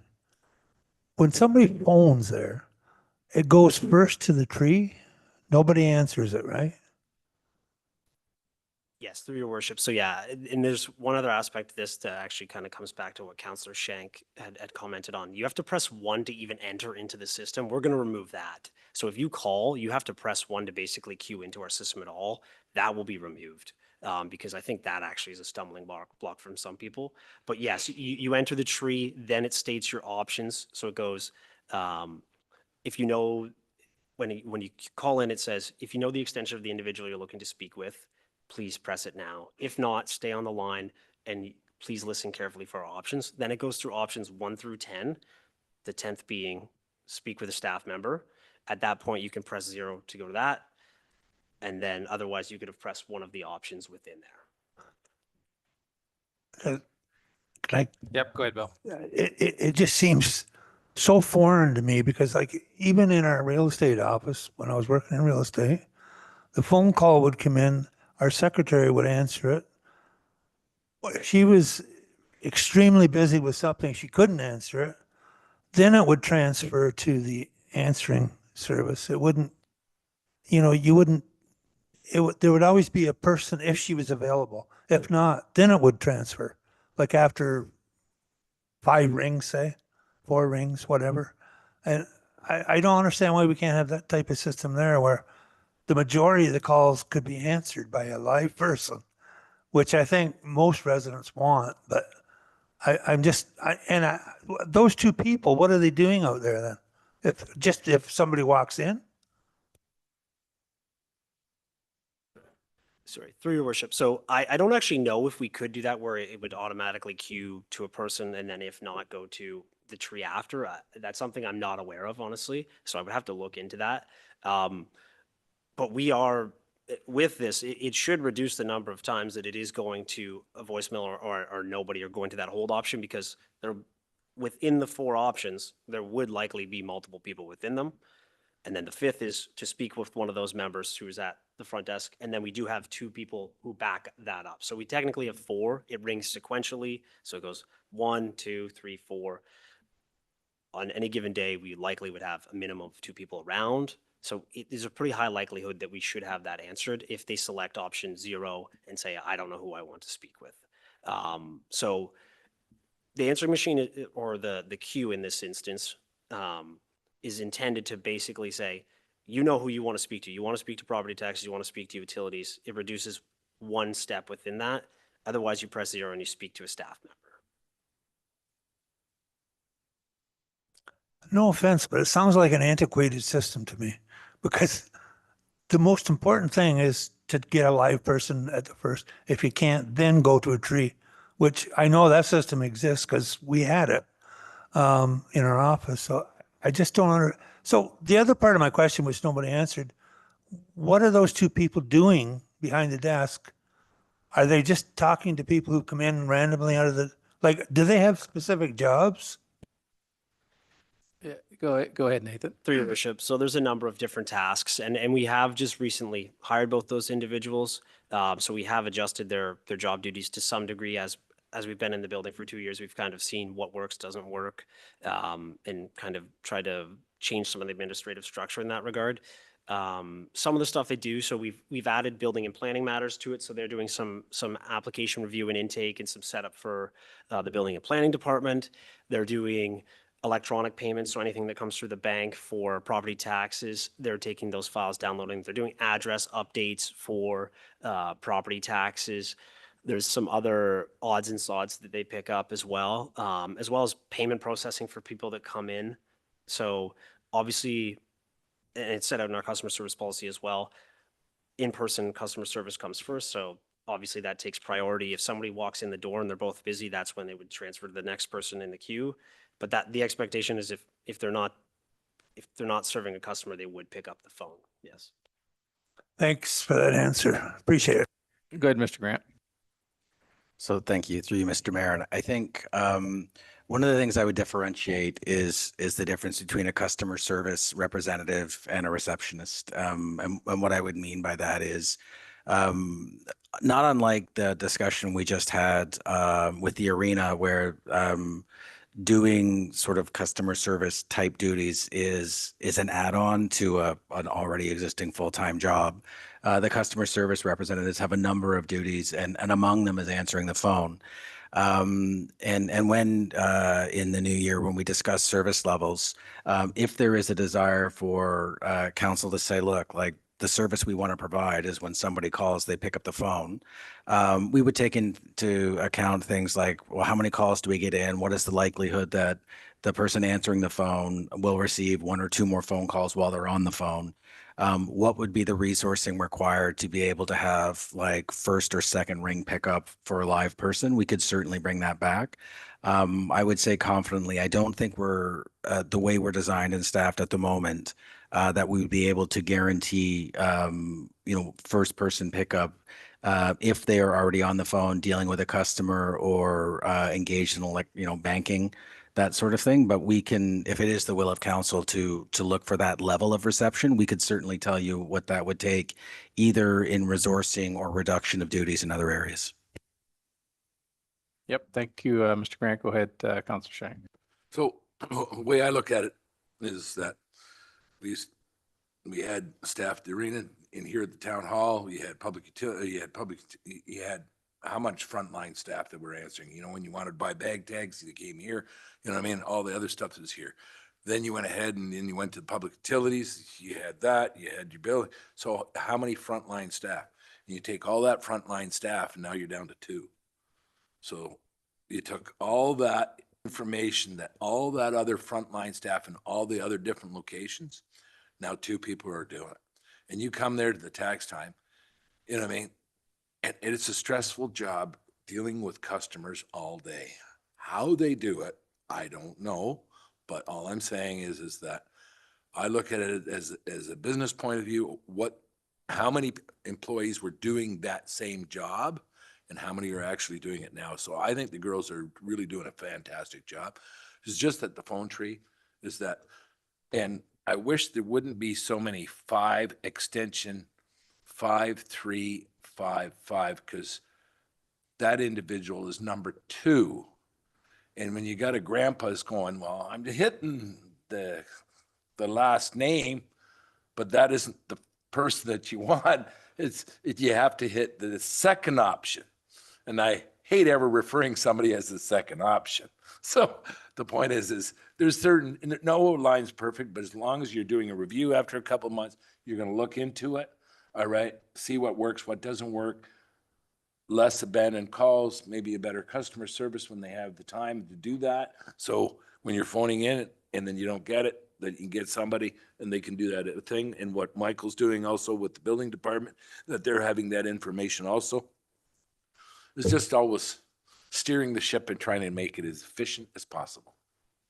Yep, thanks, Mike. Go ahead, Ange. Thank you, Your Worship. I'd like to move staff recommendation option 1. We go with the proposed adjustment. And in that recommendation is you come back in 3 months and you tell us if we go straight, left, or right. There you go. We have a motion on the floor, staff recommendation. Do we have a seconder? Deputy Mayor Calver. Is there any further comments, questions, or concerns with respect to the report or the presentation we've heard? Seeing none, I'll just weigh in briefly. I can attest that the young ladies that are at the front desk are very busy. Most times they're on their headsets, speaking on the phone. I get a wave out of them, but they're talking on the phone because I can see that. The 10 options is completely outrageous. And I think I'm glad that we're moving away from that. I think the 4+, if you don't get the first 4, you can push 0 and speak to one of the ladies at the front, I think is much more palatable. And I'd like to see over the next 3 months, the increased or the improvement, which I'm sure we're going to see. So I think the staff recommendation is a good one. I'll quit talking. Is there anything else that comes out of that? If not, we'll call for the vote. All in favor of the motion that's on the floor? Opposed? Motion's carried. Next item, staff report, emergency response plan, December 10th, 2024.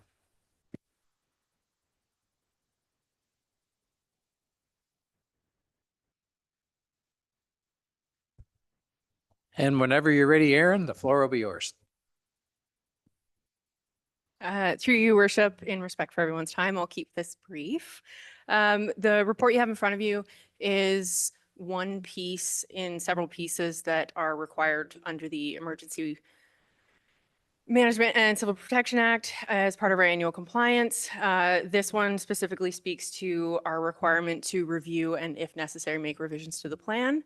The emergency response plan for 2024, there was just minor administrative changes that had to happen. Outside of that, within the report, I just wanted to capture the other components of the compliance that were covered off throughout the year, including staff training, public education, and our annual tabletop exercises. But otherwise, I'm open for questions. Thanks, Aaron. Is there any questions or comments for Aaron with respect to a report or presentation? Seeing none, we do have a recommendation that receive for information the Human Resources Emergency Response Plan report, and further council support the 2024 compliance activities and adopt the emergency response plan through a passage of the emergency response plan bylaw as presented within the council agenda. So moved by Councillor Shank, seconded by Councillor Norrie. If there's no further comments, questions, or concerns, all in favor of that motion? Opposed? Motion is carried. Bylaws. First bylaw we have is bylaw number 2024-0073. to constitute and appoint a committee of adjustment for 2025. Look for a motion to put it on the floor. Moved by Deputy Mayor Calver, seconded by Councillor Martin. Ready first, second, and finally passed this 10th day of December 2024. All in favor of the motion? Opposed? Motion's carried. Bylaw number 2024-0074 to appoint a municipal law enforcement officer. Look for a motion to put it on the floor. Deputy Mayor Calver, seconded by Councillor Norrie. Ready first, second, and finally passed this 10th day of December 2024. All in favor of the motion that's on the floor? Opposed? Motion is carried. Bylaw number 2024-0075 to adopt an emergency management program and emergency response plan for the town of Greater Napanee and to meet other requirements under the Emergency Management and Civil Protection Act. Look for a motion to put it on the floor. Moved by Councillor Norrie, seconded by Deputy Mayor Calver. Ready first, second, and finally passed this 10th day of December 2024. All in favor of that motion? Opposed? Motion is carried. And bylaw number 2024-0076 to define the mandate and meeting procedures for committees established by the Council of the Corporation of the Town of Greater Napanee. Look for a motion to put it on the floor. Moved by Councillor Shank, seconded by Councillor Hicks. Ready first, second, and finally passed this 10th day of December 2024. All in favor of that motion?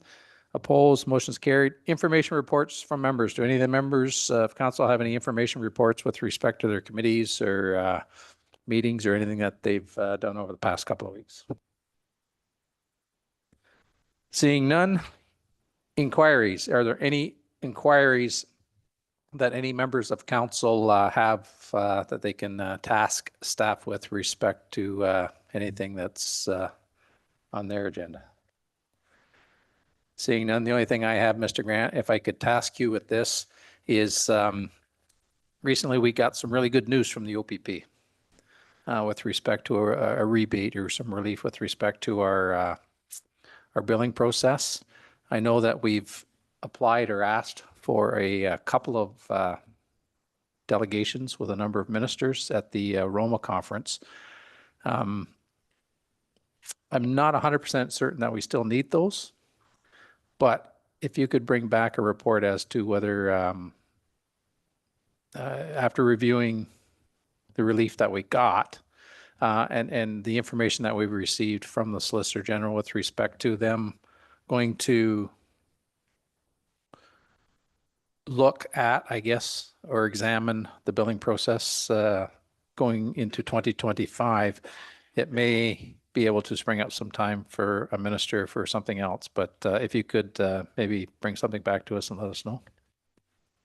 Through you, Mr. Mayor, and actually, what I would recommend at this point in time, since the provincial government has indicated both relief for this year and a commitment to look into the billing model, I think at this point it'd be appropriate for the Chief Administrative Officer to send a letter to the Office of the Solicitor General's staff to inquire as to the next steps in that model and to specifically inquire if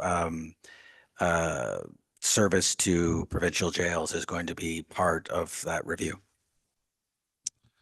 Great. Thank you, Mr. Grant. Do you need that direction by way of motion, or are you good with the instruction we've given you today? I can take that as direction, Mr. Mayor.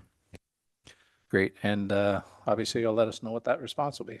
So we appreciate that. Thank you. Is there any other inquiries of council? Seeing none, are there any notices of motions? Seeing none, new business. Do any members of council have any new business? Councillor Shank. Yes, just for the interest of good business, that I would like to make a motion that our bylaw officer does not issue any tickets to the downtown. If you go to Kingston, Belleville, at the downtown parking, that maybe they have, I know years in the past, they used to have a little pamphlet that when somebody was in error of parking, because now the extensive, hopefully when they're shopping, somebody's shopping longer than what they should be shopping, you know, in the downtown, that they put like, it's almost like where there's more of a information where there's extended parking available of the downtown. So the downtown, instead of somebody going through during Christmas time, when those businesses need that money to issuing the tickets, if they're walking downtown as bylaw officer, that they can go ahead and issue, or just put a little pamphlet that's in on the window and saying, you know, there's 6-hour parking here or 8-hour parking there or 4-hour parking here at different locations, just to attract more business to the downtown. Because I was contacted by numerous business owners that he was there yesterday, and you know, some ladies do shop longer in a certain period of time, especially this time of the year, looking at all the different things that they need to be shopping for. So they asked if they could be helped out just during this period of time for now. And I'm going to refer to Madam Clerk, but do we not have a sort of a relief program that if somebody gets a ticket, they can buy a toy instead of paying the ticket? Am I correct with that? Or Your is that Worship, come by the way of the dodo? until the end of this week, that is in place, because that is the end of the intake for the fire department's toy drive. I will also note that the vast majority of tickets we have issued this week have been for people interfering with our snowplow operators and not abiding by our overnight parking restrictions. I don't believe we have been issuing a large number of overtime limit tickets in the downtown core in recent days. But we can certainly, and we do tend to wind down on that as we are in December as general practice anyway. But I just wanted to note, like right now, the tickets we're issuing are around our snow removal primarily.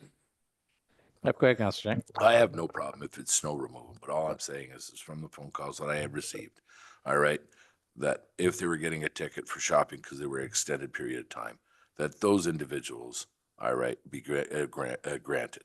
All I'm saying, if I'm out of town and I come into a downtown, all right, and I get a parking ticket, all right, at Christmas time, a lot of other places, they put bags over their meters. We don't have any meters anymore. All I'm saying is there any latitude that could be given, all right, for that? Because if I was out of town and I got a parking ticket for $50 or whatever, because I was shopping in your downtown, well, that's the last time I'd be shopping in your downtown. I'd go somewhere else, you know. All I'm saying is a little bit of latitude that was given during the Christmas season. That's all I'm asking. Somebody's parking in a street during small operations. I totally understand. Yeah, issue that. I'm just saying, you know, in just a certain locale.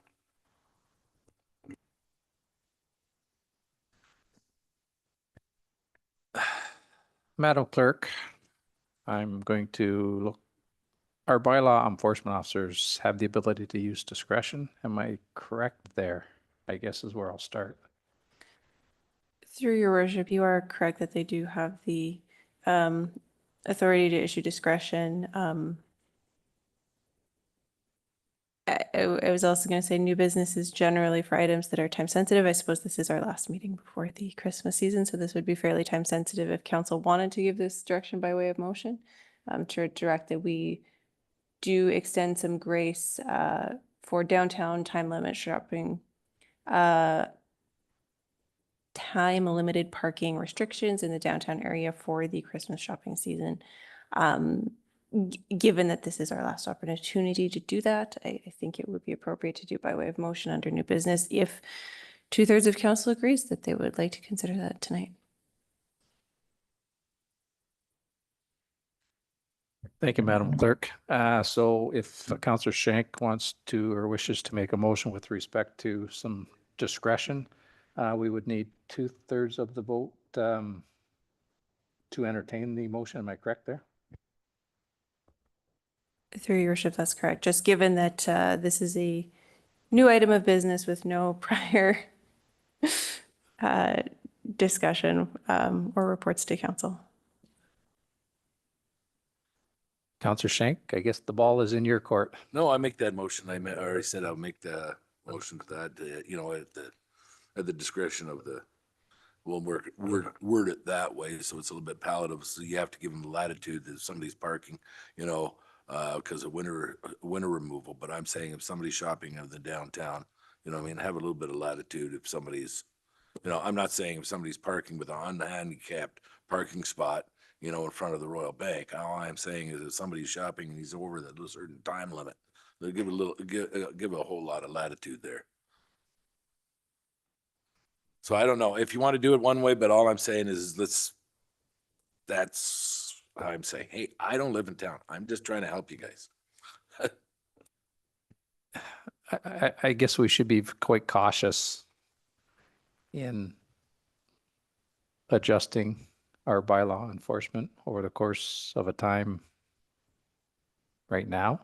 However, if you wanted to put a time frame on it and make the motion, and we'll get we'll see if we can get 2/3 of the vote to entertain the motion first of all, I guess. And so the motion would be to use discretion with respect, and Madam Clerk, I know you're feverishly typing here, so you'll do this much better than I will. So through your worship, I think to provide greater clarity to our officers, I think what I'm hearing is the council direct a temporary grace period be introduced for the time-limited parking restrictions in the downtown core from December 11th to January 1st for the That's exactly what I'm looking for. Christmas or some other specific window of dates so that we've got some more clarity on it. You're not shopping after January 1st anyway. So, I mean, or you're not as, the business aren't going to be as busy as it is during Christmas time. So. And sorry, I'm going to say 2-hour time limited parking so nobody thinks this applies for overnight parking. And is this with respect to the totality of the town of Greater Napanee, or is it a specific area? I'm just thinking. Through your worship, we only have 2-hour parking restrictions in our downtown core. Other than that, we have 8 hours in our municipal lots, 12 hours generally anywhere else, and then our overnight restrictions. Thank you, Madam Clerk. Let's see, we look for a motion to entertain that. Is that what we do first there, Madam Clerk, or do we do it another way? Through your worship, yes, technically, procedurally, first we'd look for a motion with 2/3 support to entertain that motion at this meeting, and then we'd look for a motion for that motion. I'll make that motion. Now, explain that 2-hour, because I'm trying to eliminate, I know. Yeah. Yeah. Yeah, so through your worship, on sections of, I believe, John Street and Dundas Street, we have signs up with 2-hour parking limits. That was done after the meters were taken out, I believe, as another way of keeping people who live there from taking up customer spots all day long. We also generally, our other restrictions are 8 hours in our parking lots and not leaving your car forever and ever without moving on the street in front of your house. Okay, Madam Clerk, let's do the motion to entertain it first. Okay. And I'll give you a couple minutes to get caught up.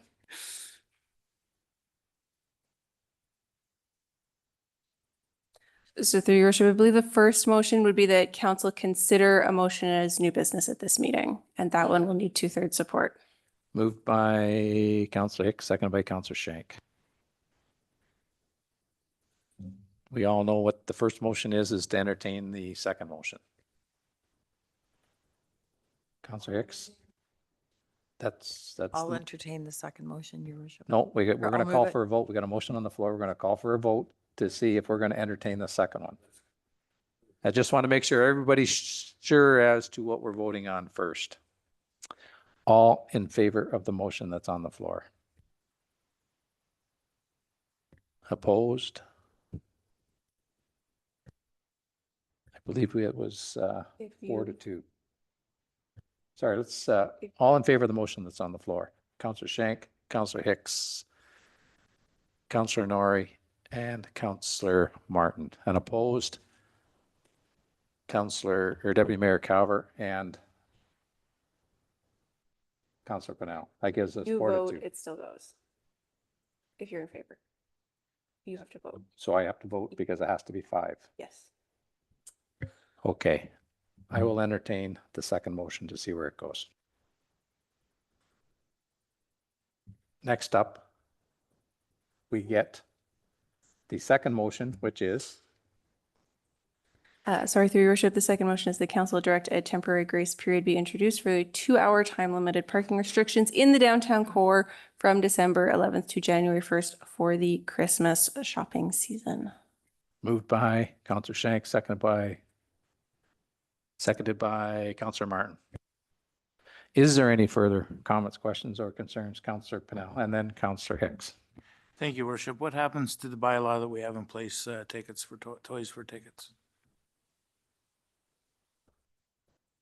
So through your worship, the Toys for Tickets program is just anybody who receives a ticket in the window that is very rapidly closing for anything other than an accessibility parking violation can come, and instead of paying their fine to the town, they can make a donation, either of a toy or equivalent cash value, to the toy drive. That does end at 4 p.m. on Friday this week. So it will apply to potentially all of the people who got tickets last night for leaving their cars on the road, but not necessarily a lot of other tickets. Okay, thank you, but I think the motion on the floor is gonna be starting tomorrow, right? And correct me if I'm wrong, wasn't the tickets for toys up until this Friday? Yes, so through your worship, that was my assumption based on the direction to exercise grace period. If you would prefer that this start on, well, if the mover of the motion would prefer that this start on Saturday after Toys for Tickets has wound up, that could be considered as a friendly amendment. I think we need to have a friendly amendment just so they don't conflict. It would be my opinion on it. So would you, the mover and the seconder, willing to make a friendly amendment to start it on, what would we say, Saturday, Madam Clerk? Through your worship, yes. Yes, and yes? Okay. We have a friendly amendment. We have a motion on the floor. Is there any further? Councillor Norrie, and then I'll go to Councillor Hicks. Sorry to throw an oil in the or whatever. Anyways, what about store owners? They're going to feel free to park downtown all day and take up spots from paying customers? That's what I'm concerned about. That's always a problem downtown, the store owners parking on Dundas Street or store employees. Good point, Councillor Norrie. And how are we going to police that? Councillor Hicks. So thank you, Your Worship. And yes, that was also a consideration because I've also had business owners in downtown Napanee complaining about other business owners and residents. And in all fairness to Arthur, our new bylaw officer, I don't think he has quite down pat yet who's driving what and where they're parking. So all of a sudden you're giving grace. Sorry, Councillor Shank, but you are now giving, I love debate. you are now giving grace to everybody. My suggestion would be that Diana has created a wonderful little postcard-sized map. And you put it on the car. Here's where you can park. That's your warning. And if I come back in half an hour and your car's still there, you're going to get a ticket. Sorry, I give them grace for an hour and then I think, yeah. I don't know what the answer is, but if you give everyone grace, you're going to have cars parked downtown and they're not going to move. And that is detrimental to people who want to shop or who want to run into the bank for 5 minutes and they're only there for 5 minutes and moving on. I don't know. I don't think we should be doing. Deputy Mayor Calvert. I'm probably going to get shot for this in the street, but whatever. I know this is through your worship. I know this is an extremely sensitive subject. We have rules in place. We've done bylaws. We've put time limits on parking. I don't see where it's going to be beneficial to change it in the midstream of things when you've only got a couple of weeks left as it is. Bylaw enforcement doesn't work weekends. We all know that. Bylaw enforcement don't work evenings. We know that. I just see it as an example that you're going to have people, especially if we start getting more snow in back parking lots, parking on Main Street because it's easier to go into their store and park there versus having to trounce through snow, so on and so forth. So anyways, that's just my 2 cents worth. I think you should just leave sleeping cats lie, but that's just my opinion. Thank you, Deputy Mayor Calvert. Councillor Pennell.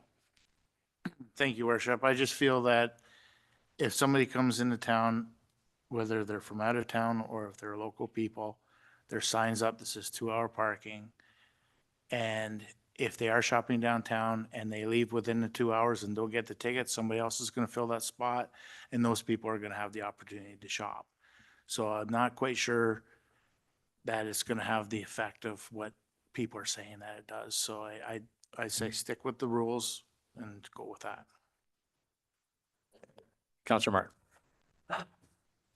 It gets so frustrating because we're trying to do a good thing. It's Christmas. And I just think we do need to use discretion a little bit, not be so rigid. And I understand all the other valid arguments about staff parking out in front of their stores and stuff, but I think, I don't know, I just want to make that statement. We're trying to do a good thing and we're getting, there's so many things wrong with doing a good thing, I guess is what I want to say. Thanks, Councillor Martin. Is there any other, Councillor Hicks? Through you, your worship. So we have hired a bylaw officer who I'm pretty sure is experienced enough to use some judgment. And given another couple of weeks of walking the streets, pardon the expression, he's going to know who's driving what and parking where and for how long. And those will be the people that he will likely target. That's my take on this. Yeah, but I don't think changing the rules midstream, because as soon as you give people an inch and they'll take a mile. I know it's an old expression, but it's true sometimes. Thanks, Councillor Hicks. We have a motion on the floor, and we've had a very healthy, hearty conversation with respect to parking in the downtown core at Christmas time. Is there anything else anyone would like to say before we call for the vote? Seeing none. All in favor of the motion that's on the floor? Opposed? The motion has failed. Although it was a very robust and challenging conversation at 11 o'clock at night, and I do appreciate that. So thank you. Next. An hour. Okay, now we're getting giddy. So is there any other new business before we get to announcements? Seeing none, does anyone wish to make any announcements this evening? I'll go to Councillor Pennell and I'll go to Deputy Mayor Cower. Thank you, Worship. Through you, I just wanted to thank everybody that came out to witness the Parade of Lights. It was an excellent event. I loved the snowfall. It just had a great ambience to it as well. But I also like to thank all the volunteers, staff, participants, and all the sponsors as well. And I know I'm forgetting somebody, but also like to thank Santa for making a special trip as well. But it went off without a hitch. It was a great time. We had lots of participants, lots of entries. Leaving from a new location worked out fantastically as well. So I just want to say thank you to everybody. Thanks, Councillor Pennell, and for everything I've seen and heard, it was a very successful event. So thank you for that. Deputy Mayor Cower. Thank you, through your worship. I'd just like to echo what Councillor Pennell said. It was, the parade was absolutely amazing. The snow made it great. And we had a pile of staff turnout to volunteer their time and so on and so forth. And every aspect of everybody that was there, it was fabulous to see it. Amazing turnout from our residents. I said it last time, there was a big parade. I think this was bigger. I think there was a higher turnout as well. Very good. But I'd also like to take this time to thank all of our staff for all of the reports, everything that they do for us, coming forward, and that is being this is the last meeting of the year. I'd just like to thank everybody for all their hard work that they do to make these meetings and everything take place. And I do really appreciate each and every one of you. Thank you. Nicely said, Deputy Mayor Calvert. Are there any other announcements anyone would like to make? Yes, thank you, And just, we'd like to pass on to County Councillor Henry Hogg, and the Reeve of Addington Highlands. He's in the hospital right now, and we're wishing him the best on a speedy recovery. And we hope we keep him in our prayers for better days ahead. So hang in there, Henry, and we hope to see you soon. Is there anything else? Yes, I can. And I thank Nathan for reminding us about Maureen's retirement at the front desk. Maureen has been with the organization for, 15 years, I think, Nathan, eh? And she worked actually out of this building when staff was in this building, and then transitioned up to 99 Advance into the position of the customer service spot at the front. And she has transitioned extremely well. She's a smiling face.